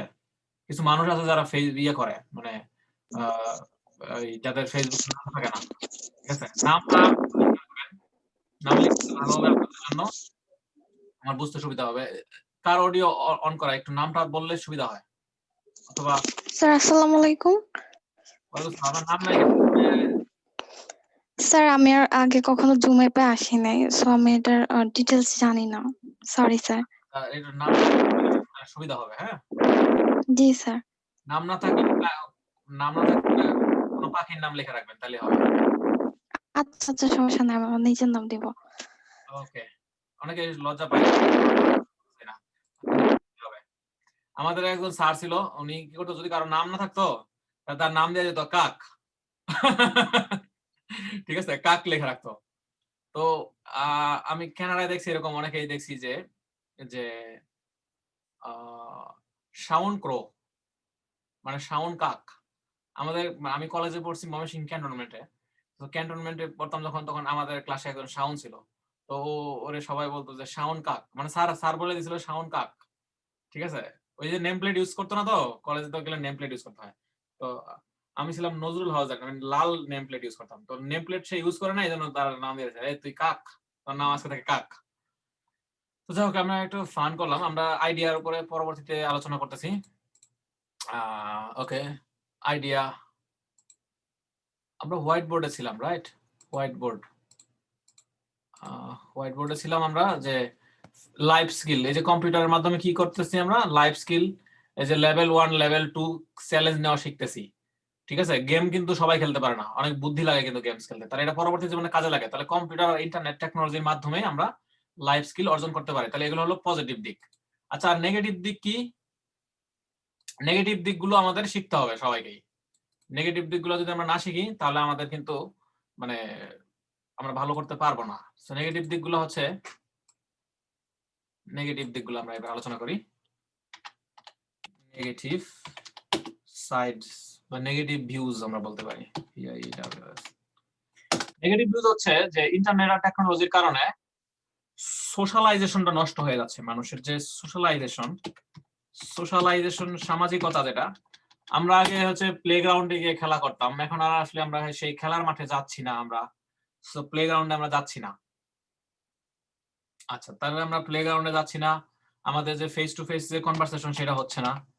সো ফেস টু ফেস যদি না হয় কারো সাথে, তাহলে কিন্তু ফেস টু ফেস মিটিং হয় না, আগের মতো। আমি একটু বাংলা লিখি, একটু হয় না। হ্যাঁ, ফেস টু ফেস যখন হবে না, তখন মানুষের মধ্যে কিন্তু মানুষের ইমোশন মানুষ বুঝতে পারে না। ওই অনলাইনে মানুষের সাথে ঝগড়া হয়, দেখা যায় সারাদিনে 2 বার করে ঝগড়া হয়ে যেতে পারে অনলাইনে যদি কারোর সাথে কেউ কথা বলে। সরাসরি কথা বলা ভালো, এই জন্য একটা বললে আরেকটা বুঝে, এরকম হয় কিন্তু অনলাইনে। তো এখন কম্পিউটার বা ইন্টারনেটের আসার কারণে মানুষ ইন্টারনেটে সোশ্যালাইজেশনটা নষ্ট হয়ে যাচ্ছে। মানুষ কম্পিউটার একটা পেয়ে, বাচ্চারা বিশেষ করে কম্পিউটার পেয়ে সারাদিন কম্পিউটার সামনে বসে থাকে, তারা বাইরে খেলতে যায় না। আর বাইরে যদি খেলতে না যায় তাহলে তাদের সোশ্যালাইজেশনটা নষ্ট হয়, ঠিক আছে। তাদের যে কমিউনিকেশন স্কিল যেটা বাড়ার কথা ছিল সেটা আর বাড়ে না, কমিউনিকেশনটা বাড়ে না, তারপরে তারা ইন্টারঅ্যাক্টিভ হতে পারে না। ইন্টারেক্টিভ যদি হতে পারে না তাহলে তাদের লাইফ স্কিলটা নষ্ট হচ্ছে না, ইন্টারেক্টিভ হতে পারে না। আইডিয়া গুলো কিন্তু এইভাবে লিখতে হবে, ঠিক আছে, এইভাবে বলতে হবে। তাহলে আমাদের পরীক্ষার সময় যদি আসে যে what are the negative things of computer and internet, তখন আমরা ঘুরায় ফিরে এইগুলোই আমরা বলবো যে nowadays students are students tend to use computer more and more at home. It doesn't allow them to go outside. They don't have face-to-face communication, face-to-face meeting, so they are deprived from communication skill and they are not interactive. And they don't understand the emotional cue, because of the online interaction is not effective. Sometimes online internet effective না। কিন্তু আবার এটা ভাইবেন না যে আমি যে class নিচ্ছি আপনাদেরকে ভিডিও ক্লাস নিচ্ছি যে এটা কিন্তু ঠিক ইন্টারেক্টিভ, বিকজ আমি কিন্তু ফেস টু ফেস আপনাদের সামনে, because you see my face clearly. আর আমিও চাইলে আপনাদের ফেস দেখতে পারি। আপনারা যদি মানে আমি কিন্তু সবাইকে বলি না যে অডিওতে আসেন, মানে ভিডিওতে আসেন, ভিডিওতে আসলে একটা গন্ডগোল লেগে যাবে, ইন্টারনেটে বাফারিং করবে, সেজন্য আমি অডিও দরকার নাই তো এটা। কিন্তু আমি যখন আপনাদের মক টেস্ট নিব আইএলটিএস এর স্পিকিং টেস্টের জন্য, যারা মক টেস্ট দিবেন, তখন তাদেরকে আমি বলবো যে ভিডিও, মেয়েরা সুন্দর স্কার্ফ পরবেন বা আপনি শালীন ড্রেসে করবেন। যারা আইএলটিএস এক্সাম হচ্ছে ফর্মাল এক্সাম, ওখানে আপনার পরীক্ষা নেবে আপনার মা বা আপনার বাবার বয়সী একজন মানুষ, তার সামনে আপনি সুন্দরভাবে উপস্থাপিত হবেন। আর ছেলেদের জন্য অবশ্যই বলবো যে অবশ্যই কোট পরে যাবেন ইন্টারভিউতে, তাহলে ভালো। কারণ আপনি কানাডায় আসবেন, আপনি অস্ট্রেলিয়াতে যাবেন, আপনার একটা স্মার্টনেসের ব্যাপার আছে। আপনি একটা টি শার্ট পরে গেলেন ইন্টারভিউ দেওয়ার জন্য, আইএলটিএস স্পিকিং টেস্ট দিতে গেলেন, হ্যাঁ, they are assessing your English language skill, but they also assess how you talk and আপনার ড্রেস আপ এবং আপনার মানে সুন্দর পরিপাটি হয়ে গেলে এটা ভালো আর কি। আমি জাস্ট এটা বললাম, কারণ আপনাকে দেখলেই আপনার নাম্বার দিয়ে দিবে, চেহারা দেখলেই নাম্বার দিয়ে দিবে ভালো, চেহারা দেখলে আপনাকে আগে থেকে হাফ ব্যান্ড বেশি দিয়ে দিবে। আমি জাস্ট এটা বলে দিলাম, এটা ইনফর্মাল কথাবার্তা, এটা কিন্তু আপনার সরাসরি কিন্তু এটা কোনো জায়গায় লেখা নাই। কারণ ল্যাঙ্গুয়েজের যে নাম্বার দেওয়ার যে জায়গাটা, সেই জায়গাটার মধ্যে কোথাও লেখা নাই যে ড্রেস কোড, কিন্তু body language is a part of language skill communication, এটা খেয়াল রাখতে হবে। তাহলে আমরা আলোচনা করতেছিলাম, আমরা হোয়াইট বোর্ডে আলোচনা করেছিলাম যে তারা ফেস টু ফেস মিটিং করছে না, তাদের কমিউনিকেশন স্কিল নষ্ট হয়ে যাচ্ছে, তারা এত বেশি চালাক চতুর হচ্ছে না, তারা বোকা হয়ে যাচ্ছে, এটা একটা বিষয়। আরেকটা বিষয় হচ্ছে যে হলো, এটা খুবই ইম্পর্টেন্ট, সেটা হচ্ছে যে হেলথ হ্যাজার্ড। দেখবেন যে যে সমস্ত বাচ্চারা সারাদিন ইন্টারনেটে থাকে, অনলাইনে থাকে, তারা কিন্তু সবসময় বসে থাকতে থাকতে তাদের কিন্তু অবেসিটি হয়ে যায়, মোটা হয়ে যায়, তারা বিভিন্ন ধরনের রোগে ভোগে, এগুলো health Hazard, HEALTH, health Hazard. আচ্ছা, আরেকটা বিষয় বলি, হেলথ হ্যাজার্ডটা যখন আমরা বলবো যে তারা কম্পিউটার নিয়ে সারাদিন পড়ে থাকে, তারা বাইরে যায় না, তাহলে they don't go outside, they do not go outside. যখন তারা আউটসাইডে যায় না, তখন তারা কিন্তু ফিজিক্যাল এক্সারসাইজটাও করতেছে না, রাইট? ফিজিক্যাল এক্সারসাইজ তারা করে না, EXERCIS এক্সারসাইজ তারা করে না। আচ্ছা, যদি ফিজিক্যাল এক্সারসাইজ তারা না করে তাহলে তাদের স্বাস্থ্য তো খারাপ হবেই। তাহলে তারা ফিজিক্যাল এক্সারসাইজ যদি না করে, তারা যদি ওয়ার্কআউট না করে, তাহলে তারা এই যে চেয়ারে একটানা বসে থাকতে থাকে, তারা কিন্তু অবেসিটি হয়ে যেতে পারে তারা। আর অবেসিটি যদি হয় না, তাহলে আস্তে আস্তে আরো অনেক ধরনের রোগ প্রতিরোধ হতে পারে, মনে করেন সাপোজ ডায়াবেটিস হতে পারে, তারপরে আরো কিছু রেসপিরেটরি ডিজিজ হতে পারে, রেসপিরেটরি ডিজিজ হতে পারে। এই আমি আইডিয়া গুলো যে দিচ্ছি, এখন আপনাদের কথা বলা ইজি হয়ে যাবে। আল্লাহ জানে পরীক্ষায় যে কোনটা আসবে, পরীক্ষার মধ্যে এগুলোর মধ্যে চলে আসতে পারে। তো এই জন্য আমি আজকে চিন্তা করছি যে আমরা আইডিয়ার উপরে ক্লাস নিতে থাকবো যতক্ষণ আমাদের আপনারা যতক্ষণ থাকেন, ইনশাআল্লাহ ক্লাস চলতে থাকবে। ডিজিজ গুলো হইতে পারে, তাহলে এইটাকে আমরা যখন গুছায় লিখবো তখন অটোমেটিক্যালি একটা এসে হয়ে যাবে, ঠিক আছে? আচ্ছা, এটা একটু স্ক্রিনশট দিয়ে রাখেন আপনারা, তাহলে আপনাদের জন্য কাজে লাগবে পরবর্তীতে। এটার উপর ভিত্তি করে এসে থাকবে, হোমওয়ার্ক থাকবে, যারা এক্সিস্টিং স্টুডেন্ট আছেন তাদের জন্য এসে থাকবে এটার উপরে, কম্পিউটার আর ইন্টারনেট টেকনোলজির উপর। আমি কিন্তু আইডিয়া দিয়ে দিলাম আপনাদেরকে। আর প্রত্যেকটা এসে টাইপ সম্পর্কে কিন্তু আপনারা জানেন সবাই। আমরা বলছিলাম আমরা 8 প্রকারের এসে আমরা শেয়ার করি, আমরা সিলেবাসটা কিন্তু শেয়ার করছিলাম, আপনারা সবাই সিলেবাস সম্পর্কে কিন্তু আইডিয়া রাখেন। সিলেবাসের উপরে আমি ক্লাস দিছি আপনাদের, মানে ওই যে যাদেরকে ইমেল করা হয়েছে প্রত্যেকেরই কিন্তু সিলেবাসের উপরে কিন্তু দেয়া আছে, ঠিক আছে? তো সিলেবাসের উপরে কিন্তু একটা ক্লাস দেওয়া আছে, একটা ওভারভিউ দেওয়া আছে 10 মিনিটের, আপনারা দেখে নেবেন। তাহলে এই আইডিয়াগুলো আমরা আজকে জানলাম। আরো কিছু আইডিয়া আছে, যেমন ধরেন আমরা চিলড্রেনদেরকে ঘিরে আরো কিছু আইডিয়া আমরা শেয়ার করি। আরো কিছু আইডিয়া শেয়ার করলে, let's share some more ideas. দেখেন এখানে লেখা আছে যে academic social commercial pressure, facing academic and social and commercial pressure, children behave badly. আচ্ছা, should the parent take responsibility and punished. আচ্ছা যাই হোক, এখানে মূল কথা হলো যে বাচ্চাদেরকে কি প্রহার করা যাবে কিনা। প্রহার মানে হলো মারা, মার দেওয়া যাবে কিনা, বিট করা যাবে কিনা, তাদেরকে পেটানো যাবে কিনা তাদেরকে। Facing academic social and commercial pressure, অনেক বাচ্চারা কিন্তু তাদের ফ্যামিলি থেকে খুব প্রেসার থাকে, যেমন ধরেন তোরা এ প্লাস পাইতেই হবে, না পাইলে আমাদের মান সম্মান থাকে না, একটা সোশ্যাল প্রেসার থাকে কিন্তু। তারপরে হচ্ছে বাচ্চারা প্রাইভেট পড়ে, প্রাইভেটের পড়া শিখতে হয়, কোচিং এর পড়া শিখতে হয়, বহুত ধরনের চাপ থাকে কিন্তু। তো এই চাপগুলোর উপরে এসে আসতে পারে, আর এগুলোর উপর বিস্তারিত ডিসকাশন এসে আমাদের প্র্যাকটিস আছে, আমরা এগুলা প্র্যাকটিস করবো আস্তে আস্তে। আমরা আসলে কি অনেকগুলো টপিক নিয়ে তো আজকে আসছি আমরা, যে উইমেন, এডুকেশন, চিলড্রেন, আমরা হচ্ছে কি অল্প অল্প করে আমরা মোটামুটি চেষ্টা করি বিভিন্ন বিষয় কভার করার জন্য, তাহলে সবার মাথার মধ্যেই একটা বিষয় ঢুকবে। যে আমি একটা কথা সবসময় বলি, আপনাদের এই গ্রুপে আমরা জানি না এখানে কেউ ডিবেট করেন এরকম কেউ আছেন কিনা। I was A ডিবেটার and I used to debate in my debate organization in Jahangirnagar University, and I debated in many organizations, many school, college, universities. So debate একটা কথা আছে যে you should know something of everything, অর্থাৎ প্রত্যেকটা বিষয় সম্পর্কে আপনার কিছু কিছু ধারণা রাখতে হবে। জীবনে চলতে গেলে সব জায়গায় কিছু কিছু ধারণা রাখতে হয়। আবার you also need to know everything of something, অর্থাৎ কিছু কিছু বিষয় আপনার পুরোপুরি জানতে হবে। আপনি আপনার এডুকেশন নিয়ে আপনার সবকিছু জানতে হবে, কিন্তু আপনার ওই যে কি বলে, দেখা যাচ্ছে যে আপনার ওই যে মহাকাশ গবেষণা সম্পর্কে আপনার বিস্তারিত জানার কোনো প্রয়োজন নাই। হেলথ কেয়ার সম্পর্কে আপনার বিস্তারিত জানতে হবে, কিন্তু আপনার ওই উদ্ভিদ বিজ্ঞান সম্পর্কে বিস্তারিত জানার কোনো দরকার নাই। তো এই জন্য আমি বলি যে সবকিছু সম্পর্কে অল্প অল্প জানতে হবে, আর কিছু বিষয় সম্পর্কে বেশি বেশি জানতে হবে। এই জন্য বলি something of everything and everything of something. So এই জন্য আমরা আজকে ক্লাসে ফোকাস করবো বিভিন্ন বিষয়ের উপরে, অর্থাৎ we will no something of everything. তাহলে আমরা পরবর্তীতে ডিসকাশনে চলে যাচ্ছি। ডিসকাশন হচ্ছে যে চিলড্রেন বিহেভ ব্যাডলি, বাচ্চারা অনেক সময় খারাপ ভাবে ব্যবহার করে, খারাপ আচরণ করে। Should their parents take responsibility and punished, something এরকম বলছে। পানিশমেন্ট দিতে হবে কিনা, সামথিং এরকম বলতেছে। এখন এই পানিশমেন্ট দিলে সেটার পজিটিভ নেগেটিভ কি দিক আছে সেই জিনিসটা আপনাদেরকে আলোচনা করতে হবে আর কি, ঠিক আছে। এসে এটা বানায় লিখতে হবে। হ্যাঁ, কি আইডিয়া আপনারা চিন্তা করেন যে পানিশমেন্ট দিলে তারা হিতে বিপরীত হতে পারে, নেগেটিভ হয়ে যেতে পারে। পানিশমেন্ট না দিয়ে সহজে তাদেরকে বোঝানো যায়। প্রত্যেক বাচ্চারা, খারাপ বাচ্চাদেরও কিন্তু, যে সমস্ত বাচ্চারা একটু দুষ্টু প্রকৃতির হয় তাদেরও কিন্তু একজন ভালো বন্ধু থাকে। ওই বন্ধুটাকে ধরতে হবে, ওই বন্ধুকে দিয়ে তারা কথা বলাইতে হবে। ডাইরেক্টলি কথা বলে না শুনলে তার টিচারকে দিয়ে কথা বলাইতে হবে। অনেকে আছে যারা বাবা মার কথা শোনে না, কিন্তু টিচারের কথা শিখে শোনে।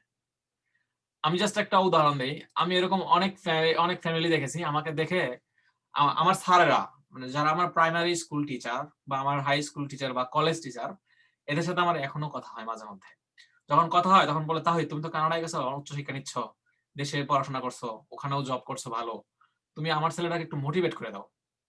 তো তখন কি হয় যে আমার সাথে কথা বলা যায়, আমার কথা আবার শুনে, ঠিক আছে।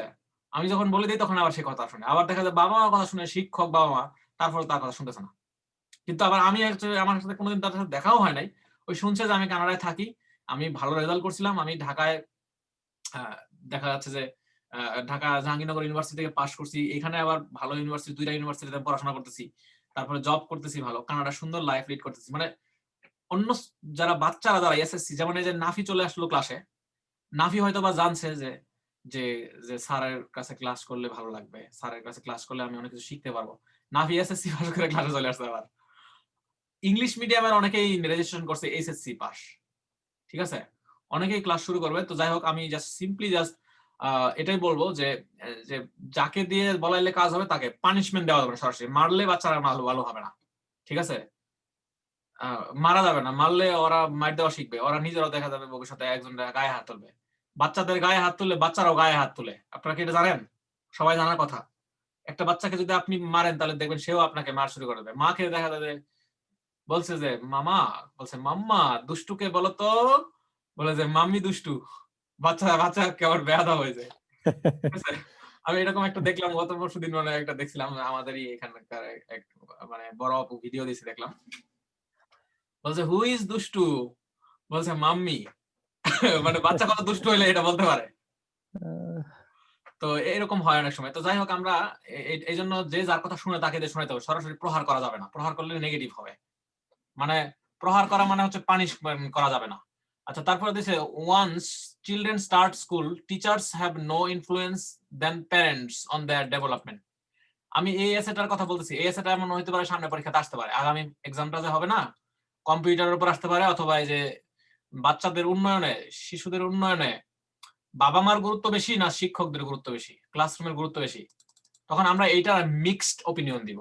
আমরা কি দিব? Mixed opinion. বলবো যে বাচ্চারা একটা পরিবার থেকে তারা নৈতিক মানদণ্ডটা তারা শিখে, মোরালিটি তারা শিখে, অনেস্টি, রেসপন্সিবিলিটি, এটা তারা বাবা মার কাছ থেকে শিখে। মায়ের কাছে তারা শিখে কিভাবে সিনসিয়ারলি কাজ করতে হয়, কিভাবে মা কিন্তু তার অন্যান্য সন্তানদের মধ্যে সবার মধ্যে কিন্তু সুন্দরভাবে সুষম বন্টন করে দেয়, খাবার দাবার বন্টন করে দেয়। তারপরে মা কিন্তু স্যাক্রিফাইসিং, মা কিন্তু রান্নাঘর ম্যানেজ করে, ঘর ম্যানেজ করে, আবার মা জব করে, এভরিথিংস করে। তখন আমরা বলবো যে mom is a good manager in our family, not only in family, they are good manager in their professional life. যখন আমরা এটা বলবো তখন কিন্তু আমাদের কিন্তু অটোমেটিকলি কিছু আইডিয়া চলে আসলো যে বাচ্চারা কিন্তু মাকে দেখে শিখে। এই হচ্ছে, এটা কিন্তু শিক্ষকরা স্কুল থেকে শিখাইতে পারবে না, দেখেই তারা শিখে। আমি একজন সৎ মানুষ, আমি কখনো মিথ্যা কথা বলি না, আমি যা বলি তা করার চেষ্টা করি। যদিও মাঝে মধ্যে আমি অ্যাসাইনমেন্ট কি বলে হোমওয়ার্কের খাতা দেখতে একটু দেরি করে ফেলি। তারপরে হয়তো যে মাঝে মধ্যে কিছু বিষয় আছে, কিন্তু এটা আমি কেন করি জানেন? আমি সময় নিয়ে করি, যাতে একটু ভালোভাবে সবাইকে করতে পারি, মানে এক্সপ্লেনেশন জানে করতে পারি। ধরুন আপনি একটা এসে আমাকে দিয়ে দেখাইছেন, চেক করাইছেন, আপনার একটা এসে যদি আমি চেক করে দেই, আপনি 10টা এসে চেক করাইলেও আপনার কোনো হবে না। আমি একটা রাস্তা ভালোভাবে চিনাই দিই সবাইকে। আমি আপনার একটা এসের মধ্যে যদি আমি 50টা ভুল ধরি, তাহলে ওই 50টা ভুলই আপনি অন্য এসের মধ্যে করবেন। তাহলে আমি একটা এসে ভালোভাবে দেখলে আপনার 20টা এসে আমাকে দিয়ে দেখানোর থেকে উত্তম। আপনার আইএলটিএস টেস্ট, মক টেস্ট যদি 10টাও দেন, কোনো কাজ হইব না যদি আমাকে দিয়ে একবার শুধু আপনার আইএলটিএস এর এসেটা চেক করায় নেন। অনেকে রাইটিং এর প্রবলেমে আছেন, অনেকে রিডিং এর প্রবলেমের মধ্যে আছেন। যারা রাইটিং এর প্রবলেম আছে এরকম অনেকে আমি দেখছি, যারা 7 ব্যান্ড আসে কিন্তু রাইটিং এর জন্য আসে না। সো এই রাইটিং এর জন্য আমি সুন্দরভাবে সময় দিই। এই জন্য আমি একটু মাঝে মধ্যে সময় নেই, ঠিক আছে? তো সময় না মানে আমি অলস, বিষয়টা তা না। মাঝে মধ্যে আমি সময় পাই না, দেখা যাচ্ছে মাঝে মধ্যে আমি ঘুরতে চলে যাই, কারণ এখানে কানাডায় না মাঝে মধ্যে লং ড্রাইভে চলে যাই। যেমন 21 তারিখে আমি লং ড্রাইভে যাবো, সাসকাটুন যাবো। আগেই বলে দিলাম, ঘোষণা দিয়ে দিলাম 21 তারিখে কোনো ক্লাস হবে না। 21 তারিখে কোনো ক্লাস হবে না, আমি যাবো, সাসকাটুন যাবো। সাসকাটুন যাবো, আমার একটা ফ্রেন্ড ওখানে একটা কাজে যাবে, তো আমার ফ্রেন্ডের সাথে সময় দিতে হবে একদিন। আচ্ছা, তাহলে আমরা আলোচনা করতেছিলাম হচ্ছে চিলড্রেনদের পানিশমেন্ট দেওয়া যাবে না, আর ইনফ্লুয়েন্সের কথা বলছিলাম। তাহলে বাচ্চারা, আচ্ছা ইনফ্লুয়েন্সের কথা যদি আমরা বলি, তাহলে আমরা এখানে পজিটিভলি আমরা চিন্তা করবো যে ইনফ্লুয়েন্স, বাচ্চারা প্যারেন্টস থেকে কি শিখে? তারা দায়িত্ব নেওয়া শিখে। আচ্ছা, কিন্তু বাচ্চারা এই যে গ্রুপ ওয়ার্ক, গ্রুপ অ্যাক্টিভিটি, এগুলো কোথা থেকে শিখবে?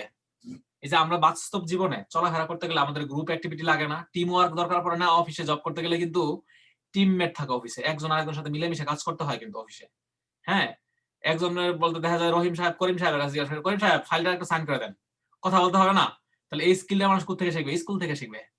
স্কুলে বাচ্চারা এক বাচ্চার সাথে আরেক বাচ্চার সাথে কিন্তু ইন্টারাকশন হয়। আপনারা জানেন সায়েন্স ক্লাস হয়, সায়েন্স গ্রুপ ক্লাস হয়। কানাডায় আমি দেখি যে ক্লাস 1-2 এর বাচ্চারাও গ্রুপ স্টাডি করে। আমার ভাগ্নি আছে, তো ও বলে কি, মামা I was in group study at that moment when you called me. I didn't see your message. আমি বলছি তোমার আবার কিসের গ্রুপ ক্লাস? বলছে মামা I have a science experimental group study. আমি বলি তুমি 1-এ পড়ে বা 2-তে পড়ে সায়েন্স এক্সপেরিমেন্ট করে ওরা। ওই যে মানে কি বলে, ওই এক ধরনের রং পেন্সিল দিয়ে খেলা, এক ধরনের কত রকমের এটা আছে, ব্লু আপ করে, গ্যাস নিয়ে খেলা করে, অনেক ধরনের খেলা আছে ওদের, ঠিক আছে? আমি জাস্ট এগুলা বিস্তারিত যাচ্ছি না। আমি একটা সায়েন্স এক্সপেরিমেন্টের একটা ক্লাস, আমি একদিন একটা গ্রুপ স্টাডির, আমার কাছে একটা ভিডিও আছে, আমি একদিন শেয়ার করবো না, সবাই দেখতে পারবেন। বাচ্চারা গ্রুপ স্টাডি করে, সায়েন্স নিয়ে ওরা ডিসকাস করে। তো এটা যখন করে তখন কিন্তু ওদের কমিউনিকেশন স্কিলটা কিন্তু বাড়ে অটোমেটিকলি। কমিউনিকেশন স্কিল বাড়লে তারা কিন্তু ভবিষ্যতে প্রফেশনালি তারা ভালো করবে, ক্যারিয়ারে তারা ভালো করতে পারবে। এটা ফ্যামিলি থেকে তারা অনেক সময় শিখে না। আর যদি ফ্যামিলি যদি যৌথ পরিবার হয়, তাহলে হয়তো অনেক কিছু শিখতে পারে। গ্রুপ স্টাডি থাকে, ফ্যামিলিতে একজন আরেকজনের দায়িত্ব নেওয়া শিখে, বিভিন্ন মানুষ বিভিন্ন ধরনের দায়িত্ব নেওয়া শিখতে পারে, ঠিক আছে? তো এই হচ্ছে ব্যাপার। তাহলে আর কি আলোচনা করতে পারি আমরা? আর কিছু আলোচনা করি তাহলে। এই হচ্ছে যে তাহলে ফ্যামিলি থেকে শিখে হলো দায়িত্ব, সচেতনতা, ফ্যামিলি থেকে শিখে হচ্ছে অনেস্টি, ফ্যামিলি থেকে শিখে মোরালিটি, এইসব জিনিস শিখে।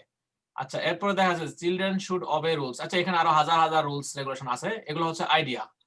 আচ্ছা, এগুলো চিলড্রেনদেরকে নিয়ে বললাম। এরপর উইমেনদেরকে নিয়ে আসতে পারে এরকম যে women education, equal right in every job, women quota, girls choose arts, boys choose science, এরকম টপিক আছে। আচ্ছা, আমরা এটার মধ্যে যাচ্ছি না। উইমেন নিয়ে আপনারা সবাই গ্রুপে, আমি একটা আইডিয়া দিলাম যে আপনারা যদি গুগলে সার্চ দেন, যে গুগলে জাস্ট কিভাবে সার্চ দিবেন যে IELTS SA related to women, তাহলে কিন্তু সব আইএলস এর প্রশ্ন চলে আসতে পারে। সো আমরা কিছু বিশেষ ইম্পর্টেন্ট বিষয়গুলো আলোচনা করবো যেটা আগামী পরীক্ষায় আসতে পারে। সেটা এটা হলো সামনের পরীক্ষার্থীদের জন্য আমি উৎসর্গ করলাম। তো আমাদের আইডিয়া এখন আলোচনা করবো আমরা হলো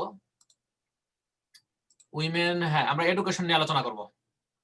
এডুকেশন দেখেন, প্র্যাকটিক্যাল আর ট্রেডিশনাল এডুকেশন। প্র্যাকটিক্যাল হচ্ছে আচ্ছা, প্র্যাকটিক্যালকে আমরা বলতে পারি অনলাইন, হ্যাঁ অনলাইন এডুকেশন হইতে পারে, অনলাইন। আচ্ছা, এখন আমি যদি আপনাদেরকে যদি জিজ্ঞাসা করি অনলাইন এডুকেশন, আপনারা সবাই স্ক্রিন দেখতে পাচ্ছেন, প্র্যাকটিক্যাল বা অনলাইন আর ট্রেডিশনাল এডুকেশনের পদ্ধতির কথা বলেছি, সিস্টেম। আমরা ট্রেডিশনাল সিস্টেম অর্থাৎ আমরা যে শিক্ষাটা, যে টিচিং মেথডটার কথা বলতেছি এখানে। সো টিচিং মেথডের অনলাইন এডুকেশন, এটা নিয়ে আমরা পজিটিভ নেগেটিভ দিক আমরা আলোচনা করব। তারপরে দিচ্ছে এখানে free education, online versus traditional. এরপরে বলছে academic versus vocational. Foreign education মানে, ফরেন এডুকেশন মানে যেটা আমি নিচ্ছি, যেটা কানাডা থেকে যেটা আমি নিচ্ছি ফরেন এডুকেশন, বিদেশি যেটা শিক্ষা মানে হায়ার এডুকেশন নিচ্ছি। তো এটার পজিটিভ নেগেটিভ দিকগুলো। আচ্ছা, এখন কথা হলো যে তাহলে আইডিয়াটা আমরা কিভাবে ডেভেলপ করব, আমরা কিভাবে সেটা ডিসকাশন করতে পারি। আমি এখন আপনাদের ওপিনিয়ন নিব, সবাই চুপচাপ আছেন তো আমি ওপিনিয়ন নিব আপনাদের কাছ থেকে। যারা যারা নতুন আছেন তারা কেউ কিছু বলতে চান কিনা? আচ্ছা, ওপিনিয়ন নিব আমরা। আচ্ছা, প্র্যাকটিক্যাল আর অনলাইন, এখন আমাকে বলেন যে অনলাইন এডুকেশনের সুবিধা কি? এই যে আমরা যে ক্লাস নিচ্ছি অনলাইনে, এতে সুবিধা কি? আর প্র্যাকটিক্যাল আর যদি আমরা ট্রেডিশনাল ক্লাস নিতাম তাহলে সেখানে কি সুবিধা ছিল? আমরা তাহলে অনলাইনের পক্ষে কথা বলবো। অনলাইনের পক্ষে কথা বলতে গেলে কে কে কে কে বলতে চান? হ্যাঁ, হ্যান্ড ভার্চুয়ালি হ্যান্ড আপ করেন আপনারা যারা চান বলতে। Virtual hand, I want to show you virtual hand so that I can understand that you have a question and you have some ideas about it. Online ক্লাসের benefit কি কি? হ্যাঁ, কেউ হাত তুলতেছে না এখনো, ব্যাপার কি? সবাই আর সবাই খেলে আমার কথা শুনতে, ভার্চুয়াল হ্যান্ডটা খুঁজে পাচ্ছি না। ভার্চুয়াল হ্যান্ড কোথায় পাইলে বলেন, মুখেই বলেন, সমস্যা নেই। আর ভার্চুয়াল হ্যান্ড তুলে রাখেন যারা, তাদেরকে আমি চান্স দিব পরবর্তীতে। ভার্চুয়াল হ্যান্ড তুলে রাখেন। ভার্চুয়াল হ্যান্ড তো খুঁজে পাওয়ার কথা, এটা তো ওই যে ইয়ে থাকে, পার্টিসিপেন্টের মধ্যে থাকে না, ওটা নাকি? এটা আসলে এক এক জায়গায় এক এক, কে কোন ডিভাইসের মধ্যে আছে সেটার মধ্যে নির্ভর করে, এক একটার মধ্যে এক একটা থাকে। ভার্চুয়াল হ্যান্ড যে কোনো একটা সিগন্যাল দেন, লাভ রিঅ্যাকশন দেন, না হয় লাইক রিঅ্যাকশন দেন।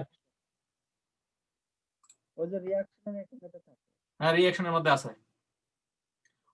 যদি কেউ লাভ রিঅ্যাকশন দেন, এই যে আমি যেমন একটা লাভ রিঅ্যাকশন দিলাম, তার মানে হলো যে আমার কোয়েশ্চেন আছে। আপনারা যে রিঅ্যাকশন দেন তাহলে বুঝতে পারবো। আচ্ছা, anyway, Saima, would you like to say something about online class? For example, if you want to discuss about that, how I interact with you, how I conduct my classes, can you tell me the benefits of online class or benefit of Eureka IELTS Pathway to Success online class, or just যে কোনো online class? So can you give আচ্ছা, so এখন online ক্লাসের তো multiple advantages থাকে। So number ওয়ানটা হচ্ছে যে মানে হচ্ছে we can continue our class sitting from abroad. আর হচ্ছে আমি আমার মানে হচ্ছে বাংলাদেশে থেকেও হচ্ছে বাইরে যে অ্যাব্রোডের যারা আছে অনলাইন ক্লাস করতে পারি। তারপরে হচ্ছে যে অনলাইন ক্লাস হচ্ছে সেভস আওয়ার টাইম। সো হচ্ছে এই জিনিসগুলাই তো মেইনলি হচ্ছে টু অ্যাডভান্টেজেস আমি তো বললাম আর কি। আচ্ছা আচ্ছা, এবং অনলাইন ক্লাস থেকে হচ্ছে আপনি যে কোনো মুহূর্তে যে কোনো সময় হচ্ছে করতে পারেন। সো হচ্ছে এটা হচ্ছে ভেরি কনভিনিয়েন্ট আর কি। সো হচ্ছে টাইম কনজিউমিং, মানে টাইম মানে হচ্ছে টাইম ইফেক্টিভ আর কি, নট টাইম কনজিউমিং আর কি। সো বিষয়গুলো হচ্ছে এটা কি আপনি অনেক time at the same time you can do multiple task. মানে for example right now I am doing online classes, so and I'm not going anywhere, so at the same time I'm saving my time. So এই জিনিসগুলো হচ্ছে আর কি। আচ্ছা, আর হচ্ছে আমি হচ্ছে multicultural education নিতে পারতেছি, মানে হচ্ছে আমি আমার দেশে থেকেই, যেমন আমি বাংলাদেশে থাকতেছি but at the same time I can take মানে হচ্ছে আই ক্যান টেক ক্লাসেস, মানে হচ্ছে এটা আমেরিকান টিচারদের ক্লাস নিতে পারি আর কি আমি বাংলাদেশে থেকে আর কি। সো যেটা হচ্ছে অনলাইন ক্লাস না হইলে এটা পসিবল হইতো না আর কি। আর করোনা ভাইরাস COVID-19 এর সময় হচ্ছে যে ঘরে বসে থাকাটাই তো সেফ। সো আমি হচ্ছে I can maintain social distance at the same time can do my classes online classes. Nice. আচ্ছা, তাহলে আমরা বুঝলাম যে অনলাইন ক্লাসটা হলো টাইম ইফেক্টিভ, এটা আপনার টাইমটা সেভ করে। আপনি হয়তো বা ট্রেডিশনাল ওয়েতে ক্লাসে গেলে আপনার যাইতে আসতে যে সময়টা লাগতো আধা ঘন্টা 1 ঘন্টা লাগতো, অথবা ঢাকায় যে পরিমাণে ট্রাফিক জ্যাম থাকে দেখা যাচ্ছে গুলশান থেকে মালিবাগ আসতে আপনার 1 ঘন্টা লেগে যেতে পারে জ্যামে পড়লে আর কি। এরকম ভালো জ্যামে পড়লে আপনার 1 ঘন্টা লেগে যাবে। গুলিস্তান থেকে মালিবাগ আসতে 1 ঘন্টা লেগে যেতে পারে। যদি হাইটাও আসেন, হেঁটে আসলেও দেখা যাচ্ছে আধা ঘন্টা আসা যাবে, কিন্তু রিক্সা আসলে বা অন্যভাবে আসতে গেলে অনেক টাইম লাগে। তো এখন আচ্ছা, একটা মেসেজ আসছে এরকম যে every time everywhere you do properly practice on online classes. Yes, আমরা অনলাইন ক্লাসে অনেক প্র্যাকটিস করতে পারি। তাহলে অনলাইন ক্লাসের আমরা সুবিধা দেখলাম যে এটা আমাদের টাইম সেভ হয়। আমরা একই সময়টা, যে সময়টা আমরা রাস্তায় ব্যয় করতাম সেটা আমরা হেঁটে হেঁটে সময় নষ্ট না করে আমরা বাসায় আরো বেশি জিনিস কভার করতে পারি। তারপর আমরা মনের মাধুরী মিশিয়ে আমরা কোয়েশ্চেন করতে পারি। অনলাইন ক্লাসের হার্ডবোর্ড, ক্লিয়ার বোর্ড সবকিছু দেখা যায় ক্লিয়ারলি, রাইট? যদি এখন 30 জনকে যদি আমি বাসায় ক্লাস নিতাম, বা আমি যদি এখন সরাসরি প্র্যাকটিক্যালি ক্লাসরুমে ক্লাস নিতাম, তাহলে কিন্তু সবাই কিন্তু ক্লাসটা ভালোভাবে দেখতে পারতেন না, তাই না? এটা হচ্ছে স্বাভাবিক। সো আমাদের অনলাইন ক্লাসটা অনেক বেনিফিশিয়াল। আর অনলাইন ক্লাসে আমাদের কিন্তু এই যে গ্রুপ স্টাডি ইন্টারঅ্যাকশনটা এটা অনেক বেশি হয়, এটা আমি মনে করি। আচ্ছা, এটা হচ্ছে অনলাইন ক্লাস। এবার আসেন আমরা অন্য টপিকে চলে যাচ্ছি, আবার অন্য একটা টপিকে আমরা যাবো এখন। অন্য টপিকটা হচ্ছে, এটা আরেকটা ইম্পর্টেন্ট টপিক, দেখে এবার বলতে পারেন কিনা। দেখেন এখানে আছে ইউনিভার্সিটি স্টুডেন্ট শুড লার্ন। আচ্ছা, এখানে দেখা আছে ফ্রি এডুকেশন, দেখতে পাচ্ছেন 2 নাম্বার ফ্রি এডুকেশন, মানে শিক্ষা কি করা উচিত? ফ্রি করে দেওয়া উচিত। তো এটার উপরে আমি একটু আইডিয়া জানতে চাইবো। আচ্ছা, আমাদের এখানে এই গ্রুপে কি একেবারে নতুন আছেন কেউ, যে নাকি জীবনে কোনোদিন আইএলটিএস এর কোনো ক্লাস করেন নাই এর আগে, বা আমার ক্লাসটাই আজকে প্রথম করতেছেন, এরকম কেউ কি আছেন?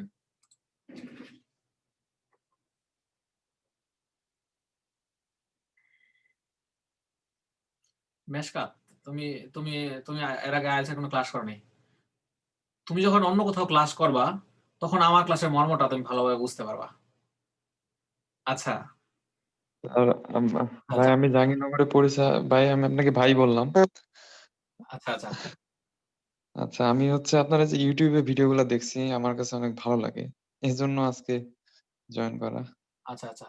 তো তুমি ক্লাস সম্পর্কে তোমার কি ধারণা? ধরো যে আমি যে আমার ক্লাসগুলো যে করো, তুমি ক্লাসগুলো কি বুঝতে পারো? তোমার কাছে কি হ্যাঁ, আমার কাছে খুবই ইনফরমেটিভ মনে হয়, এবং আমার মনে হয় আমি যেমনটা চাচ্ছিলাম তেমন করে আপনি বোঝাচ্ছেন। আচ্ছা, বিষয়টা এটাই।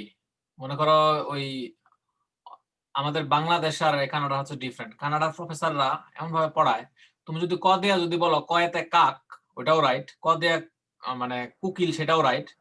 ক দিয়া কোয়েল, সেটাও রাইট। কিন্তু বাংলাদেশে কিছু ঘাওড়া টিচার আছে, কিছু ঘাওড়া মানুষ আছে, এরা যেটা মনে করবে সেটাই রাইট। আমি কিন্তু স্টুডেন্টদের ওপিনিয়ন নেই, আইডিয়া নেই। কানাডাতে সেম। আমি আমার প্রফেসরদের কাছে যেটা শিখি ওটা মাঝে মধ্যে আমি আমার স্টুডেন্টদের মধ্যে অ্যাপ্লাই করার চেষ্টা করি। আমি যেভাবে ক্লাস করি ঠিক এইভাবে আমি ক্লাস নিই। বোঝা গেছে ব্যাপারটা? আমিও কিন্তু অনলাইনে ক্লাস করি মাঝে মধ্যে জুমের মাধ্যমে, রাইট? আমার সপ্তাহে 1 দিন ক্লাস থাকে, 1 দিন বা 2 দিন বড় জোর ক্লাস থাকে, কিন্তু বেশিরভাগ সময় 1 দিন ক্লাস হয় সপ্তাহে আমার। কারণ আমার মাস্টার্স ডিগ্রি প্রায় শেষ পর্যায়ে, এখন আমার আর কোর্স নাই বললেই চলে। মাত্র 4টা কোর্স বাকি আছে, এখন কোর্স পাওয়া যাচ্ছে না। মানে সবসময় তো সব কোর্স অফার করে না ইউনিভার্সিটি, সব সময় সব স্যার তো থাকে না অ্যাভেলেবেল। তো এই জন্য আমার পড়াশোনার চাপটা একটু কম, মানে প্রায় শেষের দিকে। তো ওই জন্য মাস্টার্স ডিগ্রি প্রায় শেষের দিকে, তো চাপ নেই না। আমি এখন প্রচুর পরিমাণে নিজেই স্টাডি করি। এখন আইএলটিএস নিয়ে একটু চিন্তা ভাবনা করি সবার জন্য, যাতে বাংলাদেশ আমার মতো যারা সবাই আসতে পারে কানাডায় এসে যেন তারা ভালো একটা ফিউচার করতে পারে। আলটিমেটলি নিজের ফ্যামিলিকে যেন সবাই দেখতে পারে। ফ্যামিলির দায়িত্ব আছে, নিজের গ্রাম, নিজের প্রতিবেশী সমাজ, এদের জন্য মতো করতে পারে। আর বাংলাদেশের চাপ কমাইতে হবে। বাংলাদেশে আনএমপ্লয়মেন্ট প্রবলেমটা হচ্ছে একিউট প্রবলেম, হিউজ প্রবলেম। বাংলাদেশে সেই পরিমাণে কিন্তু শিক্ষার সাথে ডিগ্রির সাথে সাথে তাল মিলিয়ে জব নাই, ঠিক আছে? আর জবে গেলে যোগ্যতা সম্পন্ন লোকরা অনেক সময় জব পায় না, ঠিক আছে, আবার অযোগ্য লোকেরাও জব পাচ্ছে। সিনিয়ররা জুনিয়রকে স্যার বলতেছে, কারণ জুনিয়র আগে ঢুকে গেছে, এরকমই হয় বাংলাদেশে। তো এটা কানাডাতে না, কানাডাতে হচ্ছে সম্পূর্ণই যে সাবজেক্টের সে ওই রিলেটেড জব পায়। আমি পড়াশোনা করছি মাস্টার অফ পাবলিক অ্যাডমিনিস্ট্রেশনে, এখানেও মাস্টার অফ পাবলিক অ্যাডমিনিস্ট্রেশনে পড়াশোনা করতেছি। তো জব ক্ষেত্র আমার ওই সরকারি চাকরি কানাডাতেই।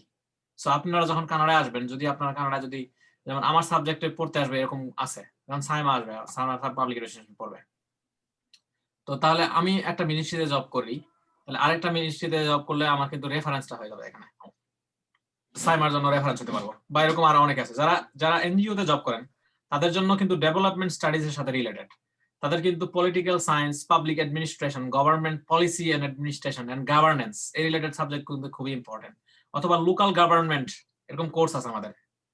সো এগুলোতে আপনারা আসলে আপনাদের চান্সেসটা হাই।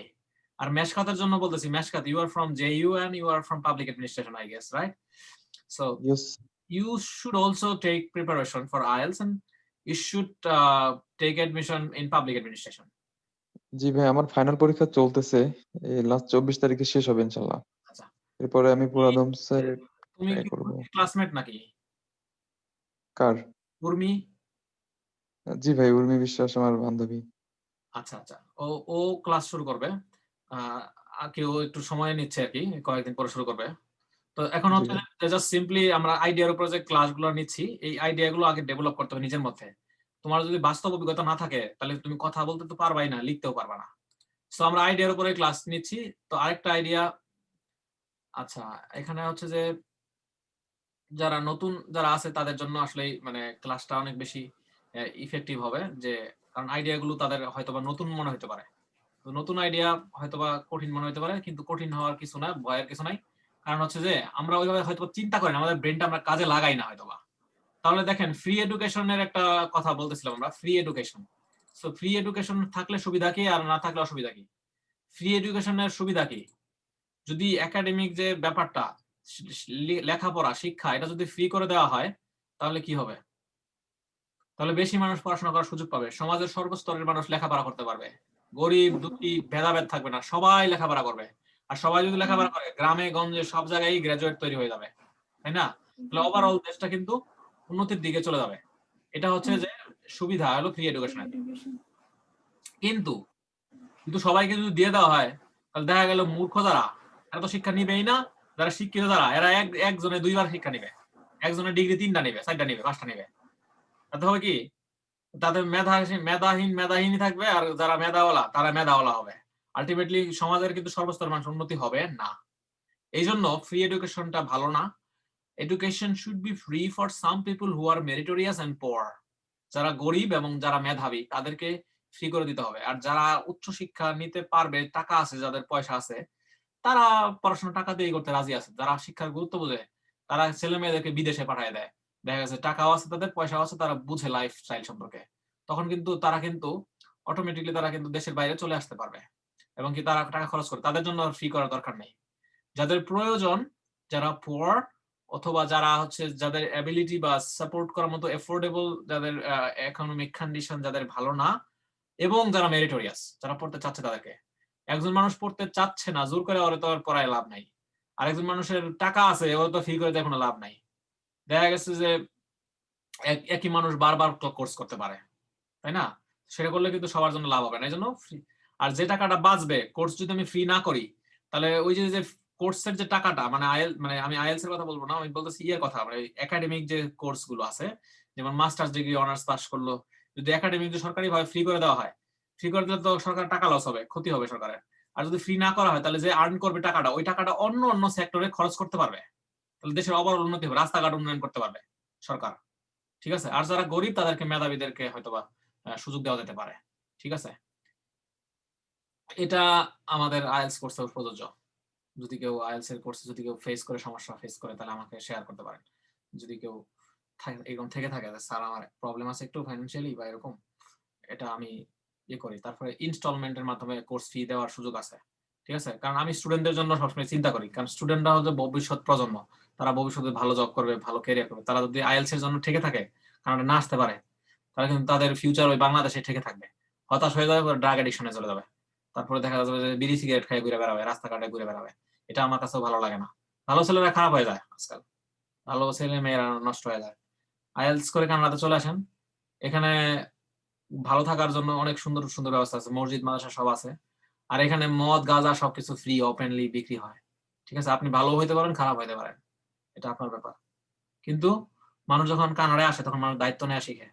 ফ্যামিলি, আশেপাশের মানুষ, বন্ধু বান্ধবরা টাকা ধার চায়, বলে কি যে দে 10,000 টাকা দে, আমি একটু কক্সবাজার থেকে ঘুরে আসি। ঠিক আছে, মানুষ মনে করে যে টাকা বোধহয় বিদেশে থাকলে মনে হয় টাকা বোধহয় মানে এমনি এমনি পাওয়া যায়। টাকা ইনকাম করা তো কষ্ট আছে, তাই না? জব করলে কষ্ট আছে না?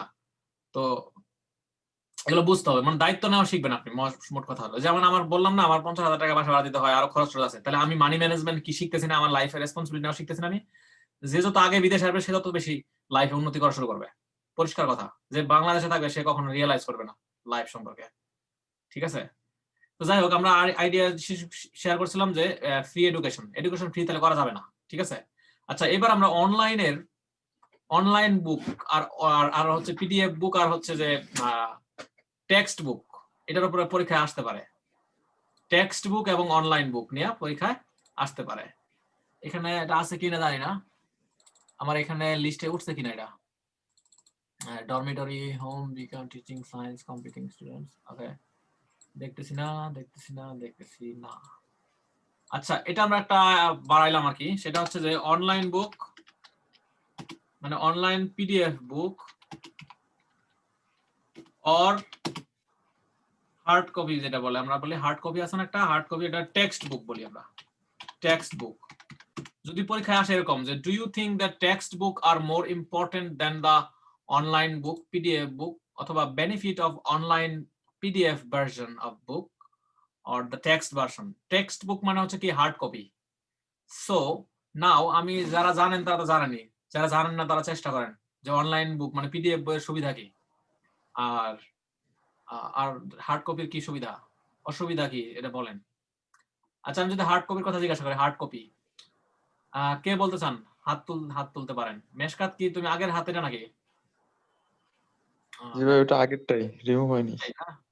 আচ্ছা আচ্ছা, একজনের ভার্চুয়াল হ্যান্ড দেখতে, আর কেউ কিছু বলতে চাইবেন কি নাকি? যে অনলাইন বুকের কি সুবিধা আর অফলাইন যে আমরা পিডিএফ বই একটা কি সুবিধা, আর হচ্ছে যে মানে সুবিধা এবং অসুবিধা আলোচনা করি আমরা। জাস্ট নিজেদের ব্রেইনটাকে আমরা ইউজ করা শিখি, যে কিভাবে আইডিয়া জানতে হবে, কিভাবে জানতে হবে। আপনি যে লিখবেন পরীক্ষার সময় কিভাবে লিখবেন, না স্যার, জানলে লিখতে পারবেন না। অনলাইন বুক ইজিলি পোর্টেবল, সহজে ক্যারি করা যায়, হ্যাঁ, আর যে কোনো পরিস্থিতিতে ওই বইটা পড়া যায়, যেটা অফ টেক্সট বুক সম্ভব না। আমি একমত তোমার সাথে। আবার একই টাইমে একই সাথে অনেকগুলো বই আমরা একই সাথে ক্যারি করতে পারি, সো এটা একটা অনেক সুবিধা। অন্যদিকে আপনার টেক্সটে তো ওটা পসিবল না। এটাই আমার দুইটা আইডিয়া। ওকে, আমি আরেকটা আইডিয়া শুনতে চাই সাইমার কাছ থেকে। Saima, go head, you share your idea please. So আমি তানভীরের সাথে একমত। এন্ড হচ্ছে সেকেন্ড পয়েন্টটা হচ্ছে যে অনলাইন বুকটা আপনি অনলাইন থেকে ফ্রিলি হচ্ছে কিনতে পারছেন, আপনার টাকা খরচ করতে হচ্ছে না ওরকম ভাবে। সো আপনি হচ্ছেন এটা। আর হার্ড কপি যেটা ভার্সন, টাকা কিন্তু লাগে না তা না, অনেক বই কিনতে হ্যাঁ লাগে, বাট হচ্ছে যে তারপরেও হচ্ছে আপনি তো ইজিলি হচ্ছে অ্যাক্সেসিবল অনেক বই আছে যেগুলো হচ্ছে আপনি চাইলেই পড়তে পারবেন। টাকা কম লাগে আর কি, আমরা বলতে পারি। আচ্ছা, এটা cost effective right, cost effective, right. আচ্ছা, ভেরি নাইস। আর প্রিন্ট যে বুকটা আছে সেটা হচ্ছে যে আপনার, সেটা যদি আমরা অ্যাডভান্টেজেস, যদি আমরা ডিসঅ্যাডভান্টেজেস বলতে যাই, সেটা হচ্ছে পরিবেশ নষ্ট হয় আর কি। আমরা হচ্ছে কাগজ তৈরি করতে হচ্ছে নট এনভায়রনমেন্ট ফ্রেন্ডলি আর কি। আমরা আমাদের পরিবেশকে হচ্ছে ড্যামেজ করতেছে আর কি, ডিফরেস্টেশন হচ্ছে, অনেক গাছ কাটা পড়তেছে প্রিন্টেড ভার্সনের বই বানানোর জন্য, সেটা হচ্ছে ডিসঅ্যাডভান্টেজেস। আর হচ্ছে যে অনেকেই বুঝবে না, এটা সবাই বুঝবে না। আপনি জানেন বিষয়টা, বুঝাই বলতে হবে যে মানুষকে খাওয়াই দিতে হয়, চামচ দিয়ে খাওয়াই দিলে বুঝে, নাহলে বুঝে না। বলতে হবে বনের কাঠ, বনের গোলপাতা, বাঁশ, এগুলো হচ্ছে কাগজ কাগজ করলে পাঠানো হয়, এগুলো দিয়ে বাঁশ দিয়ে কাগজ বানানো হয়, আর ওই কাগজ দিয়ে বই ছাপানো হয়। তাহলে ওই কাগজগুলো যখন বানানো হয়, কাগজগুলো যখন বানানো হয়, তখন যে বনের গাছ কাটতে হয়, বাঁশ কাটতে হয়, তাহলে বাঁশ গাছ কাটলে বনের যে একটা ভারসাম্য সেটা নষ্ট হচ্ছে না, আমাদের যে বনভূমি ড্যামেজ হচ্ছে 25 ভাগ, তাহলে আমাদের অক্সিজেনের অভাব পড়বে। এটা আমাদের হিউম্যানের জন্য, আমাদের পরিবেশের জন্য, এনভায়রনমেন্টের জন্য ক্ষতিকর। এইবার সবার মধ্যে ক্লিয়ার আইডিয়া হবে। তখন এই যে স্যার চিন্তাটা করছে, এইভাবে কি চিন্তা আপনারা কেউ করছেন যারা নতুন, তারা এভাবে হয়তো ভাবেন নাই? স্যার আমি আরেকটা আইডিয়া শেয়ার করি স্যার, অনলাইনে বই পড়াটা আমাদের চোখের জন্য খুব ক্ষতিকর। সেই ক্ষেত্রে ওই টেক্সট বুক গুলো আমাদের জন্য হেলথের জন্য ভালো। Right right. আমরা দুই দিকে এরকম পয়েন্ট আলাদা করব। আপনার নাম্বার দিবে কিসের উপরে বলেন তো? রাইটিং স্কিলের উপর নাম্বার দিবে আপনাকে। রাইটিং স্কিলটা আপনার আছে কিনা, আপনি বাক্য বানাইতে পারেন কিনা, লিখতে পারেন কিনা, এগুলোর উপরে আপনাকে নাম্বার দেওয়া হবে।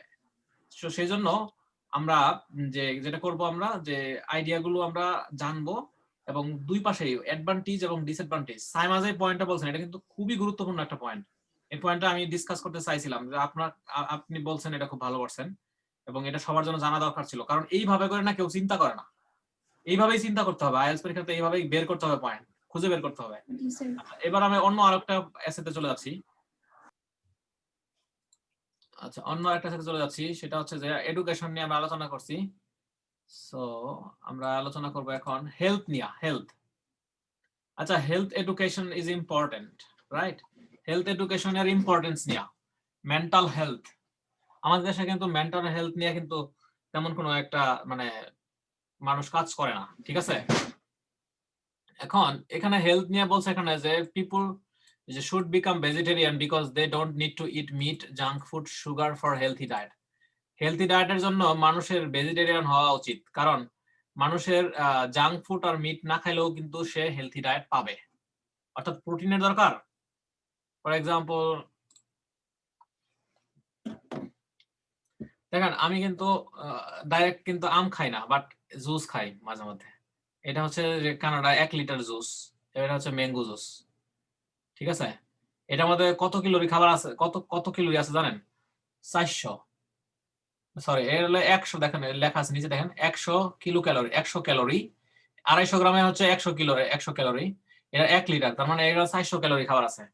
আমি জানি যে কি খাইলে আমার শরীরের স্বাস্থ্যের জন্য আমার জন্য ভালো হবে, ঠিক আছে? এখন আমি যদি 1 ডিশ ভাত খাই, কোনো লাভ হবে না। দেখা যাচ্ছে সকালবেলা একটু জুস খাই ফেললাম, কাজে আমি যে জবে যাই সেখানে আমি একটা নিয়ে যাই সবসময়, মাঝে মধ্যে খাই, পানির বদলে এটা খাই ফেলাই, তাহলে কি হয়ে গেল? আমার 400 কিলো ক্যালোরি পূরণ হয়ে গেল। বিদেশে থাকলে বা দেশে থাকলেও আপনারা যারা কষ্ট করেন, জব করেন, রিয়াজুলকে বলতেছি, ব্যাংকার মানুষ, তারপরে ওইদিকে জেসমিন নাহার জুই, সাইমা, যারা এনজিও তে জব করেন, অনেক পরিশ্রম করেন, আমি জানি। আমি এনজিও তে জব করেছি আগে, ঠিক আছে? আমি এনজিও তে জব করেছি, আমি বিভিন্ন প্রজেক্টে কাজ করেছি। ন্যাশনাল ইউনিভার্সিটি অফ সিঙ্গাপুরের আন্ডারে আমি কাজ করেছি, বিভিন্ন রিসার্চ প্রজেক্ট নিয়ে আমি কাজ করেছি। I was a research assistant at academic project. আমি করাইল বস্তিতে কাজ করেছি। করাইল বস্তি বাংলাদেশের সর্ববৃহৎ বস্তি হচ্ছে করাইল বস্তি। এই করাইল বস্তিতে আমি আন্ডার প্রিভিলেজ চিলড্রেনদের এডুকেশনের মানে এডুকেশনের যে ইনফ্লুয়েন্স, এডুকেশনের যে প্রভাব সে আন্ডার প্রিভিলেজড আরবান স্লাম চিলড্রেনদের উপরে, সেটার উপর আমি একটা গবেষণা করেছিলাম ন্যাশনাল ইউনিভার্সিটি অফ সিঙ্গাপুরের একজন প্রফেসরের আন্ডারে। তো এটা ছিল আমার এনজিওর ফার্স্ট জব। তারপরে দেখা যাচ্ছে ব্রিটিশ কাউন্সিলের সাথে আমি কাজ করেছি। British Council Bangladesh has different voluntary opportunities. Active citizen Bangladesh আপনারা সবাই জানেন। Prodigy, promoting democratic inclusion and governance through youth, সংক্ষেপে বলা হয় প্রোডিজি। এই প্রোডিজির সাথে আমি কাজ করেছি, অ্যাক্টিভ সিটিজেনের সাথে আমি কাজ করেছি। তো এগুলোর সাথে যখন আমি কাজ করেছি তখন আমার এই অনেক পরিশ্রম হইতো। তো পরিশ্রম যখন করবেন আপনি, তখন ওই যে একটু ভিটামিন খাইতে হবে, আপনাকে অবশ্যই মানে জানতে হবে, সচেতন হইতে হবে আপনাকে। এই যে এই খাবারটা, এটা কিন্তু বেশি খরচ না, মাত্র $1। এখন আমি যদি ওই মুরগির মাংস খাই বেশি করে, লাভ হবে না, এটাতে ভিটামিন বেশি, বুঝতে হবে জিনিসগুলো। ঠিক আইএলটিএস এর জন্য আমার কোর্সটার মধ্যে আপনার প্রত্যেকটা বিষয়ের 35টা বিষয় আপনাকে জানতে হবে। আইএলটিএস এর রিডিং, রাইটিং, লিসনিং, স্পিকিং এর 35টা বিষয়। যারা ইমেইল পাইছেন তারা সবাই দেখতে পাচ্ছেন যে ওখানে সিলেবাস আমি শেয়ার করেছি। ওই 35টা বিষয় হলো অলংকারের মতো। 2100 কিলো ক্যালোরি খাবার যদি আপনার প্রয়োজন হয় স্বাস্থ্যের জন্য, ঠিক যেমন এইটার মধ্যে আছে 400, 2 পিস গরু খাসির মাংসের মধ্যে আছে মনে করেন 200, আরো আছে মনে করেন যে একটা বার্গারের মধ্যে আছে 300, এরকম ভাগ করে আমি 2200 কিলো ক্যালোরির খাবার আমি জানি আমি প্রতিদিন কি খাইতে হবে, এবং পানি কয় গ্লাস খেতে হবে সেটাও জানি আমি। ঠিক আপনার আইএলটিএস এর জন্য ঠিক কতটুকু দরকার, আপনার গ্রামারের কোন ক্লাসটা দরকার, কি দরকার সেটা আমি জানি, সেটা আমার সিলেবাসের মধ্যে আছে, কিন্তু এটা আপনাকে ওইভাবে দেখাই দিবে না, কেউ জানাই দিবে না। তো এই জন্য বলি যে জাস্ট আপনি স্টার্ট ইউর আইএলটিএস কোর্স, যে আপনার যারা সিরিয়াস, যাদের সামনে যারা কানাডাতে আসতে হবে, যারা ঠেকে পড়ছেন, যারা বিপদে পড়ে গেছেন, এদেরকে আমি কিন্তু শুরুতেই ওই নাফিকে কিন্তু আমি বলে দিচ্ছি যে তোমাকে আমি পড়াবো না, ওরা ও আন্ডার গ্রাজুয়েট না, এখনো ছোট মানুষ, ওরা কিন্তু আমি না করে দিছি, ঠিক আছে? কথা বেশি বলবে। যারা ম্যাচিউর, যারা আসলে কানাডা আসতে চান, আমি তাদেরকে আমার দলে নিয়ে আসতে চাই, তাদেরকে আমি আমাদের কানাডায় তাদেরকে আমি আমাদের প্রতিবেশী বানাতে চাই, ঠিক আছে? Just simple is that. আর আইএলস এর জন্য তো আহামরি চিন্তা করার কোনো দরকার নাই যে হায় হায় আমি স্বাস্থ্য বাড়ানোর জন্য আমি কি খাবো, দরকার নাই। আপনার জন্য যুদ্ধ করার জন্য আপনার কোন কোন যন্ত্রপাতি, কোন টেকনিক, কোন কলা কৌশল আপনার লাগবে, এগুলো সবকিছু আমাদের কাছে সাজানো গোছানো আছে। আমি 3 বছর যাবত আইএলস এর ক্লাস নিচ্ছি, আইএলস নিয়ে রীতিমতো আমি গবেষণা করি এবং সবসময় আমার আইএলস এর সিলেবাস কোর্স সবসময় আপডেট হয় এবং হচ্ছে রেগুলারলি, সবাই জানেন। তো এই জন্য আমি বলবো যে আপনারা কোর্সটা জাস্ট শুরু করে দেন, দেখবেন 1 মাসের মধ্যে 2 মাসের মধ্যে আপনি অনেক পার্থক্য দেখতে পারবেন। তো এখন আমরা আইডিয়াটা যেভাবে ডেভেলপ করলাম সেটা আপনারা দেখেন যে এই যে মেন্টাল হেলথ বা হেলথ এডুকেশনটা ইম্পর্টেন্ট। মানুষ যদি না জানে যে কোনটা ফাস্টফুড খাওয়া উপকারী না ক্ষতিকর, তাহলে তো মানুষ বুঝবে না, তাহলে তারা অসুস্থ হয়ে পড়বে। তো এই আইডিয়াগুলোর উপরে আমাদের কিন্তু আরো মানে অনেকগুলো ক্লাস হবে। আমি জাস্ট একটু রাফ আইডিয়া দিচ্ছি, এটা হলো হেলথ। তাহলে ফাস্ট ফুড নিয়ে কিন্তু কোয়েশ্চেন আসতে পারে আইএলটিএস এর স্পিকিং টেস্টে। এরপর হচ্ছে কালচার, লাইব্রেরি, দেখেন অনলাইন লাইব্রেরি আর একটা ট্রেডিশনাল লাইব্রেরি, একাডেমিক লাইব্রেরি আর পাবলিক লাইব্রেরি। পাবলিক লাইব্রেরিতে কিন্তু বিভিন্ন রকমের বই থাকে, দেখা যাচ্ছে যে গল্পের বই থাকতে পারে, তারপরে ট্রাভেলের উপর বই থাকে, যেমন ধরেন আপনি ইউরোপ ভ্রমণ, অস্ট্রেলিয়া ভ্রমণ, তারপরে হচ্ছে যে বিভিন্ন ধরনের ট্রিপ সম্পর্কে থাকতে পারে, সেগুলোও কিন্তু ওই পাবলিক লাইব্রেরিতে থাকে। ট্রাভেল হিস্ট্রি রিলেটেড বই থাকে। তো এটা হলো পাবলিক লাইব্রেরি। আর একাডেমিক লাইব্রেরিতে শুধু একাডেমিক বই পুস্তক থাকে। তো এটার পজিটিভ নেগেটিভ দিক থাকতে পারে, আপনারা এগুলো পড়বেন, এগুলো আইডিয়া আমি দিলাম। তবে আমি আলোচনা করবো যেমন সিটি লাইফ, সহজ জিনিসগুলো আলোচনা করে তাহলে সবার মাথায় মনে থাকবে, সবকিছু তাহলে মনে থাকবে না। তো যেগুলো মনে থাকবে সেগুলো আমি আলোচনা করি। যেমন সিটি লাইফ আর country life, advantage and disadvantage. City লাইফের কি অ্যাডভান্টেজ আছে একটু জাস্ট আমি প্র্যাকটিক্যালি মানে ক্লাস প্র্যাকটিক্যালি করতে বিশ্বাস করি, সবার মধ্যে থেকে আইডিয়াটা আসুক। তো আমি একটু জানতে চাচ্ছি যে সিটি লাইফের কি সুবিধা আর অসুবিধা। সিটি লাইফ মানে শহরের জীবনের কি সুবিধা। আচ্ছা, সাইমা মনে হয় কিছু বলতে চাচ্ছেন। ওকে, গো অ্যাহেড। সিটি লাইফের কি সুবিধা? সিটি লাইফের অ্যাডভান্টেজেস হচ্ছে এখানে অপরচুনিটি অনেক বেশি, এখানে হচ্ছে এডুকেশনাল হাব আছে, সো হচ্ছে জব অপরচুনিটি আছে এখানে, সো হচ্ছে এটা অ্যান্ড ডিসঅ্যাডভান্টেজেস হচ্ছে ট্রাফিক জ্যাম, তারপরে এয়ার পলিউশন, এগুলো হচ্ছে ডিসঅ্যাডভান্টেজেস। নয়েজ। তাহলে সুবিধা কয়টা? সুবিধা আমি দুইটা বলছি আর কি, একটা হচ্ছে education, educational opportunity and job opportunity. আর হচ্ছে ডিসঅ্যাডভান্টেজেস হচ্ছে দুইটা বলছি, একটা হচ্ছে traffic jam, air pollution. Traffic jam, air pollution. আচ্ছা আমার মনে হয় কি হেলথ কেয়ার অপরচুনিটিটা বলা যায় না? হেলথ কেয়ার, হ্যাঁ বলা যায় হেলথ কেয়ার অপরচুনিটি। এখানে অপরচুনিটি বলতে হচ্ছে সব ধরনের অপরচুনিটি আছে, educational opportunity, job opportunity, health care opportunities, সমস্ত ধরনের অপরচুনিটি হচ্ছে সিটিতে অনেক বেটার আর কি ভিলেজ থেকে। আচ্ছা এটা ঠিক আছে। সিটি লাইফের বেনিফিট হচ্ছে যে এখানে হচ্ছে যে মানে শিক্ষা এবং চিকিৎসার ব্যবস্থা। দেখা যাচ্ছে যে গ্রামে যখন এরকম হয় যে যখন বিশেষ করে প্রসূতি মা যারা, যাদের মানে বেবি হবে সামনে এরকম আছে যারা, তারা কিন্তু দেখবেন যে হাসপাতালের কাছে থাকতে চায়, যাতে যে কোনো সময় যাইতে পারে তারা, ওই যে বিভিন্ন চেক আপ করা লাগতে পারে। ঠিক আছে, আমি তো এগুলো দেখছি প্র্যাকটিক্যালি। আমার মানে আমার বোন বা আমার ভাবি আছে, তাদের এরকম দেখছি আমি যে দেখা যায় যে শহরে থাকলে একটা সুবিধা আছে, ঠিক আছে, এগুলো হঠাৎ করে একটা সমস্যা হয়ে গেলে কিন্তু দৌড়াদৌড়ি করা শুরু হয়ে যায়, তাই না? এটা ঝামেলা আছে। কিন্তু পারলে তো হাসপাতালের সাথে বাসা রাখা, এরকম সবাই করে আজকাল, ঠিক আছে। ডাক্তার আগে থেকে ঠিক করে রাখে, মানুষ ব্লাড কে দিবে সেটা আগে থেকে ঠিক করে রাখে, তাই না, অসুস্থ হইলে বা বিভিন্ন কারণে। তো যাই হোক, এটা হচ্ছে যে শহরে থাকলে এই সুবিধাটা আছে। আচ্ছা, আরেকটা বিষয় হচ্ছে যে শহরে থাকার সুবিধা হচ্ছে যে একটু সিটি লাইফ। হ্যাঁ শ্রুতি, গো অ্যাহেড। জি স্যার, জব অপরচুনিটিটাও good option, good option. Standard job. আচ্ছা শহরে সবাই মানে সবাই জব করার জন্যই তো আসে। ওকে, এটা আচ্ছা ওকে। আচ্ছা এবার আমি চাচ্ছি যে মানে আমি দেখছি ফিমেল পার্টিসিপেন্ট বেশি। শ্রুতি বলছে, আমি ছেলেদের পক্ষ থেকে কারো কাছে জানতে চাচ্ছি। এখানে যেমন তানভীর আছে, তৌফিক ভাই আছে, তুফাইল ফারুক, হ্যাঁ, তুষার ভাই আছেন, Imran Hussain, Tanvir Alam Ramim. Do you have any idea about city life? City লাইফের অসুবিধা কি কি আপনারা বলেন, যদি কেউ বলতে পারেন। স্যার, অসুবিধার মধ্যে হচ্ছে প্রত্যেক মানুষই সিটিমুখী হচ্ছে, এখানে ওভার ডেন্সলি পপুলেটেড, এটা একটা অসুবিধা। তারপর হচ্ছে একটু আগে তো আপু বললো এয়ার পলিউশনটা বললো, সাউন্ড পলিউশন বললো, ওগুলো তো আছেই। পাশাপাশি হচ্ছে এটাকে কি বলে, ওই যত্র যেই ডাস্টবিন দেখতে পাই, এটাও একটা হতে পারে, এই বিষয়গুলো হতে পারে। এক্স্যাক্টলি, মানসিক প্রশান্তির যেটা ব্যাপার আছে সিটি লাইফে, হ্যাঁ। আসলে আজ দিনে দিনে মানসিক প্রশান্তি বা ওই ধরনের লাইফ লিড করতে পারতেছেন এখন, ফার্স্ট লাইফ লিড করতে করতে, এবং মানসিক ভাবে অনেকভাবে বিপর্যস্ত হয়ে পড়ে আর কি অনেক। সময়ের সাথে তাল মিলে চলার যে একটা প্রবণতা, বা আমাকে করতে হবে, আমাকে এই জিনিসটা অ্যাচিভ করতে হবে, আমাকে জিনিসটা করে দেখাইতে হবে, ও করতেছে।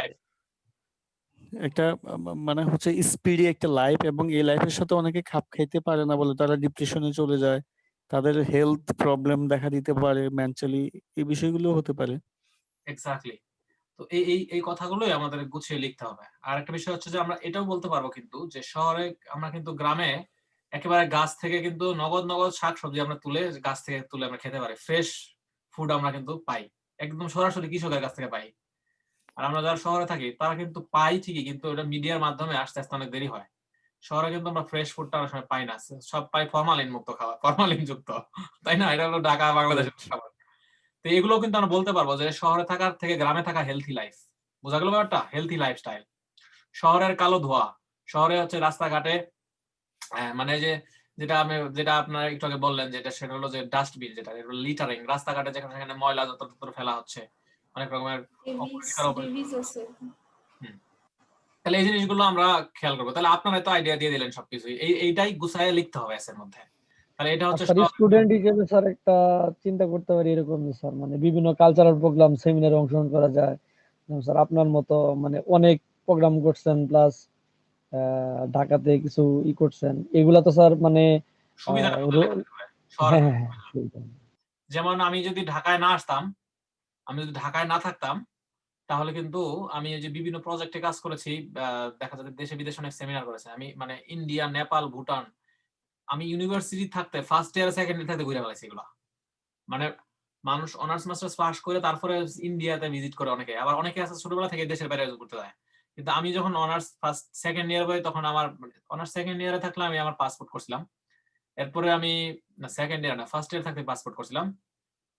এরপরে আমি ইন্ডিয়া ভিজিট করলাম। ইন্ডিয়াতে আমি 10 বার ভিজিট করছি, মিনিমাম 10 বার। শপিং টপিং করা লাগলে আমি ইন্ডিয়াতে চলে যেতাম, কারণ আমি জানি যে কিভাবে শপিং করতে হয়। I know how to bargain and how to how to satisfy the salesman also. Salesman রাগ করবে না, বলবে না যে এই কাস্টমার দোকানে না আসে কোনোদিন, এটা বলবে না কখনো আমাকে। ঠিক আছে? কাস্টমারকে স্যাটিসফাই রাখা, তার না ঠকাইয়া আপনি জিতে আসবেন। তারে আপনি ঠকাবেন না, বাট আপনি জিতবেন। এইটা হচ্ছে যে আসল দামাদামি করা।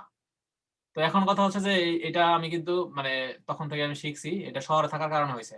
ঢাকায় না থাকলে আমি হয়তোবা জাহাঙ্গীরনগরে না পড়লে হয়তোবা আমি অনেক অপরচুনিটি জীবনে পাইতাম না।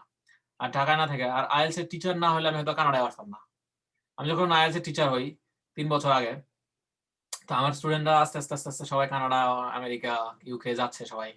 তো স্টুডেন্টরাই বলে, স্যার আপনি কানাডাতে চলে আসেন, স্যার একটা হায়ার ডিগ্রি নেন, কানাডা এসে করেন, আমরাও কানাডাতে আছি। তো কয়েকজন আছে। তো আমার কানাডায় আসার আগে আমার বাসা থেকে শুরু করে এভরিথিং সব স্টুডেন্টরাই আমার ম্যানেজ করে রাখছিল। আমি জাস্ট আসছি, আসার পরে আমার ঘরের ভিতরে আমি কোনো জিনিসপত্র কিনে নেই, স্টুডেন্টরা আমার জন্য নতুন মানে ম্যাট্রেস কিনে রাখছে, তারপরে হচ্ছে টেবিল, চেয়ার, এভরিথিং তারা কিনে রাখছিল, এবং আমার মানে বাসা ভাড়াটা সব পে করে দিয়ে রাখছিল স্টুডেন্টরা। ঠিক আছে? 2জন স্টুডেন্ট আছে আমার নরসিংদী জেলার, তারা, হ্যাঁ, একজনের নাম হচ্ছে রফসুল আর একজনের নাম হচ্ছে বিল্লাল।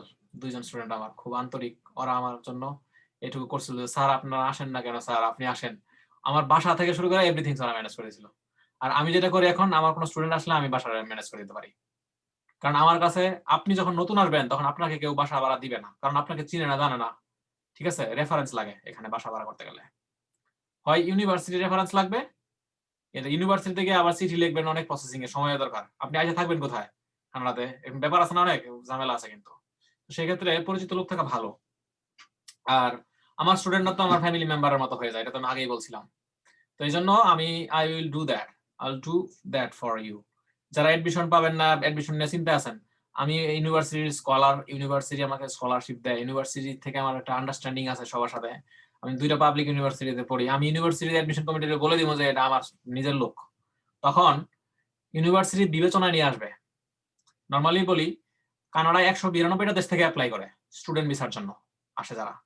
তো 192টা দেশে সিট আছে মাত্র 50টা, তাহলে 192 জনের মধ্যে অ্যাপ্লাই তো একটা দেশ থেকে 10 জন, 20 জন, 30 জন আর বেশি মানুষ অ্যাপ্লাই করে। তো অ্যাপ্লিকেশন তো হাজার হাজার পড়বে। তো যারা অ্যাপ্লাই করে সবাই তো যোগ্য মানুষ অ্যাপ্লাই করে, যাদের আইএলটিএস স্কোর আছে, যাদের ভালো একাডেমিক ব্যাকগ্রাউন্ড, যারা পড়ার আগ্রহ প্রকাশ করে, তারা সবাই তো অ্যাপ্লাই করে। তো সবাই কি চান্স পাবে? পাবে না। 50 জনকে অ্যাডমিশন দিয়া বাকিদেরকে বলবে যে we are sorry that we have no capacity, try again later. সবাই এটাই বলবে ইউনিভার্সিটি গুলোতে। So I am the person who can talk to the admission committee that this is the right candidate, this is the right person that who will study here seriously. তখন আমি যখন বলে দিব তখন ওরা ওই ফাইলটা নিবে। কারণ নিবে কেন জানেন? কারণ ওরা বুঝবে যে ভাইয়া যাবে না, আসলে এটলিস্ট লেখাপড়া করবে, যেমন আমি লেখাপড়া করি। আর যদি এরকম হয়, যদি রেফারেন্স না থাকে, তাহলে বলবো ও বাংলাদেশি স্টুডেন্ট, বাংলাদেশি স্টুডেন্ট তো এর আগের সেমিস্টারে তো ভাইয়া চলে গেছে। কোথায় গেছে? টরন্টোতে চলে গেছে, লেখাপড়া না করে ভাইয়া চলে গেছে, পরে নাই। যখন এডমিশন কেউ দেয়, দেওয়ার পর যদি সে না পড়াশোনা করে, তাহলে ওই দেশের প্রতি একটা নেগেটিভ ধারণা হয় না? ওই ধারণাটা হয়। কিন্তু আমি ওই ধারণাটা, ওই গ্যাপটা দূর করার জন্য আমি চাই যে আমার স্টুডেন্টরা যারা আসবে তাদেরকে আমি নিজে এডমিশন ম্যানেজ করে দেবো, আমি গিয়ে কথা বলবো ইউনিভার্সিটিতে। ঠিক আছে, আমার কোনো ক্ষমতা নাই এডমিশন ম্যানেজ করার জন্য। আপনার ক্ষমতা, আপনার রেজাল্ট, আপনার সবকিছু দিয়ে আপনি এডমিশন পাবেন। I have nothing to do unless you have IELTS score. So IELTS score everything যখন আপনার হবে, আমি আপনার জন্য কথা বলতে পারবো। I'm not sure that আপনি আইএলটিএস এর স্কোর হলে পাবেন তা না, আপনার একাডেমিক ব্যাকগ্রাউন্ড, আরো আগের ইতিহাস সবকিছু গাড়াগাড়ি করে আপনার এডমিশন দিবে। বাট তারপর আমি বলবো কি যে এডমিশন হবে আপনার ইনশাআল্লাহ, এটা আশা রাখতে পারেন। কারণ আমি বড় বড় প্রফেসরদের সাথে আমার খাতির, যেহেতু আমি এখানে পড়াশোনা করি, আবার আমি জব করি সেখানে আমার বড় বড় চাকরিজীবীর সাথে পরিচয়। সো জবের ক্ষেত্রে, পড়াশোনার ক্ষেত্রে কোনো ক্ষেত্রে সমস্যা হবে না। আর থাকার জন্য, খাওয়ার জন্য কারো কোনো সমস্যা নেই। আমি আগেই ঘোষণা দিয়ে দিয়েছি যে আপনাদের সবার জন্যই মানে কোনো সমস্যা নাই, আইএলটিএসটা করেন, দেখবেন হয়ে যাবে সবকিছু। I'll do that for you. আচ্ছা, তারপর আমরা আইডিয়াতে যাচ্ছিলাম। আমরা আর 20 মিনিট ক্লাস নিব হয়তো বা 12টা পর্যন্ত। আর যদি এর মধ্যে আমার কোনো ডেডিকেটেড স্টুডেন্ট থাকতে চান, যদি বলেন যে স্যার আমরা আরো ক্লাস করব, তাহলে তাদেরকে একটু সময় দেওয়া হবে।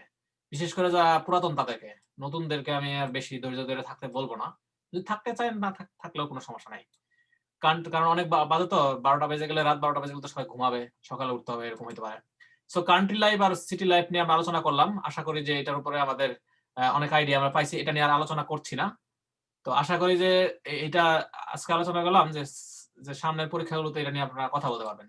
এরপর দেখেন science and technology, artificial intelligence. এটা নিয়ে আপনার 100% গবেষণা করার কোনো দরকার নাই, এটা দরকারই নাই আপনার অ্যাকচুয়ালি, এটা দরকারই নাই। এটা আমি লাল দাগ দিয়ে দিলাম, এটা পড়তে হবে না, এটা পরীক্ষা আসবে না। This will not be in the exam. লাল দাগ দিয়ে সেটা আসবে না। Smartphone should be banned in some places, এটা পরীক্ষা আসতে পারে। যেগুলো আপনাদের খুব ইজি, জীবনের সাথে রিলেটেড, সেগুলা।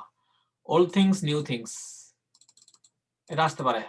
ওল্ড থিংস, নিউ থিংস কি হইতে পারে? আপনারা বলতে পারেন মানুষের হ্যাবিট চেঞ্জ হতে পারে না, মানুষের ওল্ড হ্যাবিট থাকতে পারে, আর নিউ হ্যাবিট থাকতে পারে, সেটা হতে পারে। আগের পুরাতন মডেলের গাড়ি নতুন মডেলের গাড়ি হতে পারে, কম্পিউটারের মডেল চেঞ্জ হতে পারে। বর্তমান প্রযুক্তির সাথে, টেকনোলজির সাথে তাল মিলাইতে গেলে আপনাকে অবশ্যই লেটেস্ট থাকতে হবে। এখন মানুষের আইফোন ইউজ করে, আইফোন 12, ঠিক আছে? তো দেখা যাচ্ছে যে, যেমন আমি আমারটা আইফোন 10, দেখা যাচ্ছে যে আমারটা আইফোন 10, এটা আমার কাছে এই মডেলটা ভালো লাগে। কারণ আইফোন 10 আর আইফোন 11 আর 12 একই জিনিস। কারণ সব ভার্সনই পুরাতন হয়ে যায়। আজকে 12 কিনবেন, 2 দিন পর 13 বাড়লে তো পুরাতন হয়ে যাবে। এজন্য আমি ইচ্ছা করে আইফোন 11 যখন আসছিল তখন আমি 10 কিনছি, কারণ একটা ভালো ডিল পাইছিলাম, ডিসকাউন্ট পাইছিলাম এই মোবাইলটাতে। আমাদের বাংলাদেশে এক বড় ভাই জব করে আইফোনের এখানে, সে আমাকে মোবাইলটা এক ধরনের ফ্রি দিয়ে দিয়েছে মনে করেন ধরতে গেলে। একটা আইফোন কিনতে গেলে 1 লাখ টাকা লাগে না? So operating system same, yes Monirul Islam, you are right. Operating system same resolution, video quality সবকিছু সেম, একই জিনিস। কিন্তু আইফোন 7, 8 এর থেকে মানে 11, 12 এগুলো একই জিনিস। এক বড় ভাই আছে, আমার তো নরমালি মোবাইলে যে একটা বিল দিতে হয় মান্থলি, দেখা যায় বাংলাদেশের টাকায় প্রায় 4000 টাকার মতো বিল দিতে হয় মোবাইলে। তো আমাকে বড় ভাই কি করছে, আমার ওই মোবাইলের কানেকশনের সাথে এই মোবাইলটা সহ দিছে 4000 টাকা দেয়া। আমি কথা বলবো সেটার বিল এবং মোবাইলের বিল সহ। অর্থাৎ আমি আগামী মানে 2 বছরের প্ল্যান এটা, ঠিক আছে? আমার অলরেডি 1 বছর পার হয়ে গেছে, অর্থাৎ আগামী 1 বছর পরে এটা টাকা উঠে যাবে, আমার কোনো একসাথে টাকা দিতে হয় নাই, কিস্তির মতো। আচ্ছা, তাহলে আমরা এই মোবাইল ফোনের নিউ আর আপডেটের মধ্যে বলবো যে আপডেটেড ফোন কিনতে হবে, আপডেটেড জিনিস ভালো, মানে নিউ থিংস ভালো, কারণ নিউ থিং হচ্ছে আপডেটেড কিছু ফিচার থাকতে পারে। আচ্ছা, এখানে আর অনেক কিছু আছে, স্যাটেলাইট অ্যাডভান্টেজ ডিসঅ্যাডভান্টেজ, এগুলো নিয়ে আসলে ইম্পর্টেন্ট না অ্যাকচুয়ালি। স্মার্টফোনটা ইম্পর্টেন্ট, কম্পিউটারটা ইম্পর্টেন্ট, আর হচ্ছে যে আপনার নিউ থিং ওল্ড থিং, এই কয়েকটা ইম্পর্টেন্ট, আর বেশি ইম্পর্টেন্ট না। আচ্ছা, আর কিছু আছে global issue, global issue. So এটা হচ্ছে যে ফার্স্ট পার্ট, আমি গ্লোবাল ইস্যু বাকি রইলো, আর হচ্ছে যে গভর্নমেন্ট, আর হচ্ছে কেরিয়ার, এটা বাকি থাকে। এরপরে থাকে হলো যে এরপরে হচ্ছে হ্যাঁ শেষ, এরপরে তাহলে 3টা বিষয় বাকি থাকে। একটা হচ্ছে গ্লোবাল ইস্যু, আর এটা হচ্ছে যে গভর্নমেন্ট এন্ড ইনফ্রাস্ট্রাকচারাল ডেভেলপমেন্ট, আর হচ্ছে কেরিয়ার, ঠিক আছে? সো আমি এটা নিয়ে আলোচনা করব। আমি একটা ছোট্ট একটা ব্রেক দিতে যাচ্ছি, এটা হলো যে মাত্র 3 মিনিটের একটা ব্রেক দিব, মাত্র অনলি 3 মিনিটস। আর I am going to stop the recording, and this is the first part of idea generating class, and the second part will be start in within 3 minutes. আপনারা চাইলে ক্লাসে বসে থাকতে পারেন, আর ইচ্ছা করলে আপনারা একটু মানে চা বা কফি খাই আসতে পারেন, বাট আমরা এখনই ক্লাস শুরু করব, ঠিক আছে? So I'm going to stop the recording. Thank you very much and welcome. Just one thing, just I should say that আপনারা সবাই জানেন যে আমাদের যে পেজটা আছে, যে আমাদের পেজ আছে, আমাদের ইউটিউব চ্যানেল আছে, এগুলোতে আপনারা মানে যারা নাই এখন সবাই সাবস্ক্রাইব করে রাখেন আমাদের পেজের মধ্যে। আর আমাদের যে ইউটিউব চ্যানেলটা আছে, যে eureka IELTS pathway to success, আপনারা এই পেজটার মধ্যে সবাই সাবস্ক্রাইব করে রাখেন, আপডেটেড থাকেন, তাহলে নতুন নতুন ভিডিওগুলো আসলে আপনারা সবাই দেখতে পাবেন, ঠিক আছে? এটা যে eureka IELTS pathway to success, eureka IELTS live abroad, এটাতে সাবস্ক্রাইব করে রাখেন। আর এখানে দেখবেন সাবস্ক্রাইব করতে গেলে এখানে দেখবেন যে ফলো আস অন, এই যে হাতের ডান পাশে দেখবেন ফলো আস অন ফেসবুক, তখন এই ফেসবুকের মধ্যে আপনারা ক্লিক করবেন, ঠিক আছে? আর পেজটা এবং ইউটিউব চ্যানেলটা আপনারা একটু শেয়ার করে দিবেন আপনাদের ফ্রেন্ডদের মধ্যে, যাদের আসলে আইএলস এর প্রয়োজন হতে পারে, যাদের আসলে এটা উপকৃত হওয়ার যাদের সম্ভাবনা আছে, যারা লাইক করতে পারে তাদেরকে শেয়ার করে দিবেন। So thank you very much for joining the first part of writing idea class. I'm going to start another class within 3 minutes. Okay, so thank you very much for joining. Bye bye.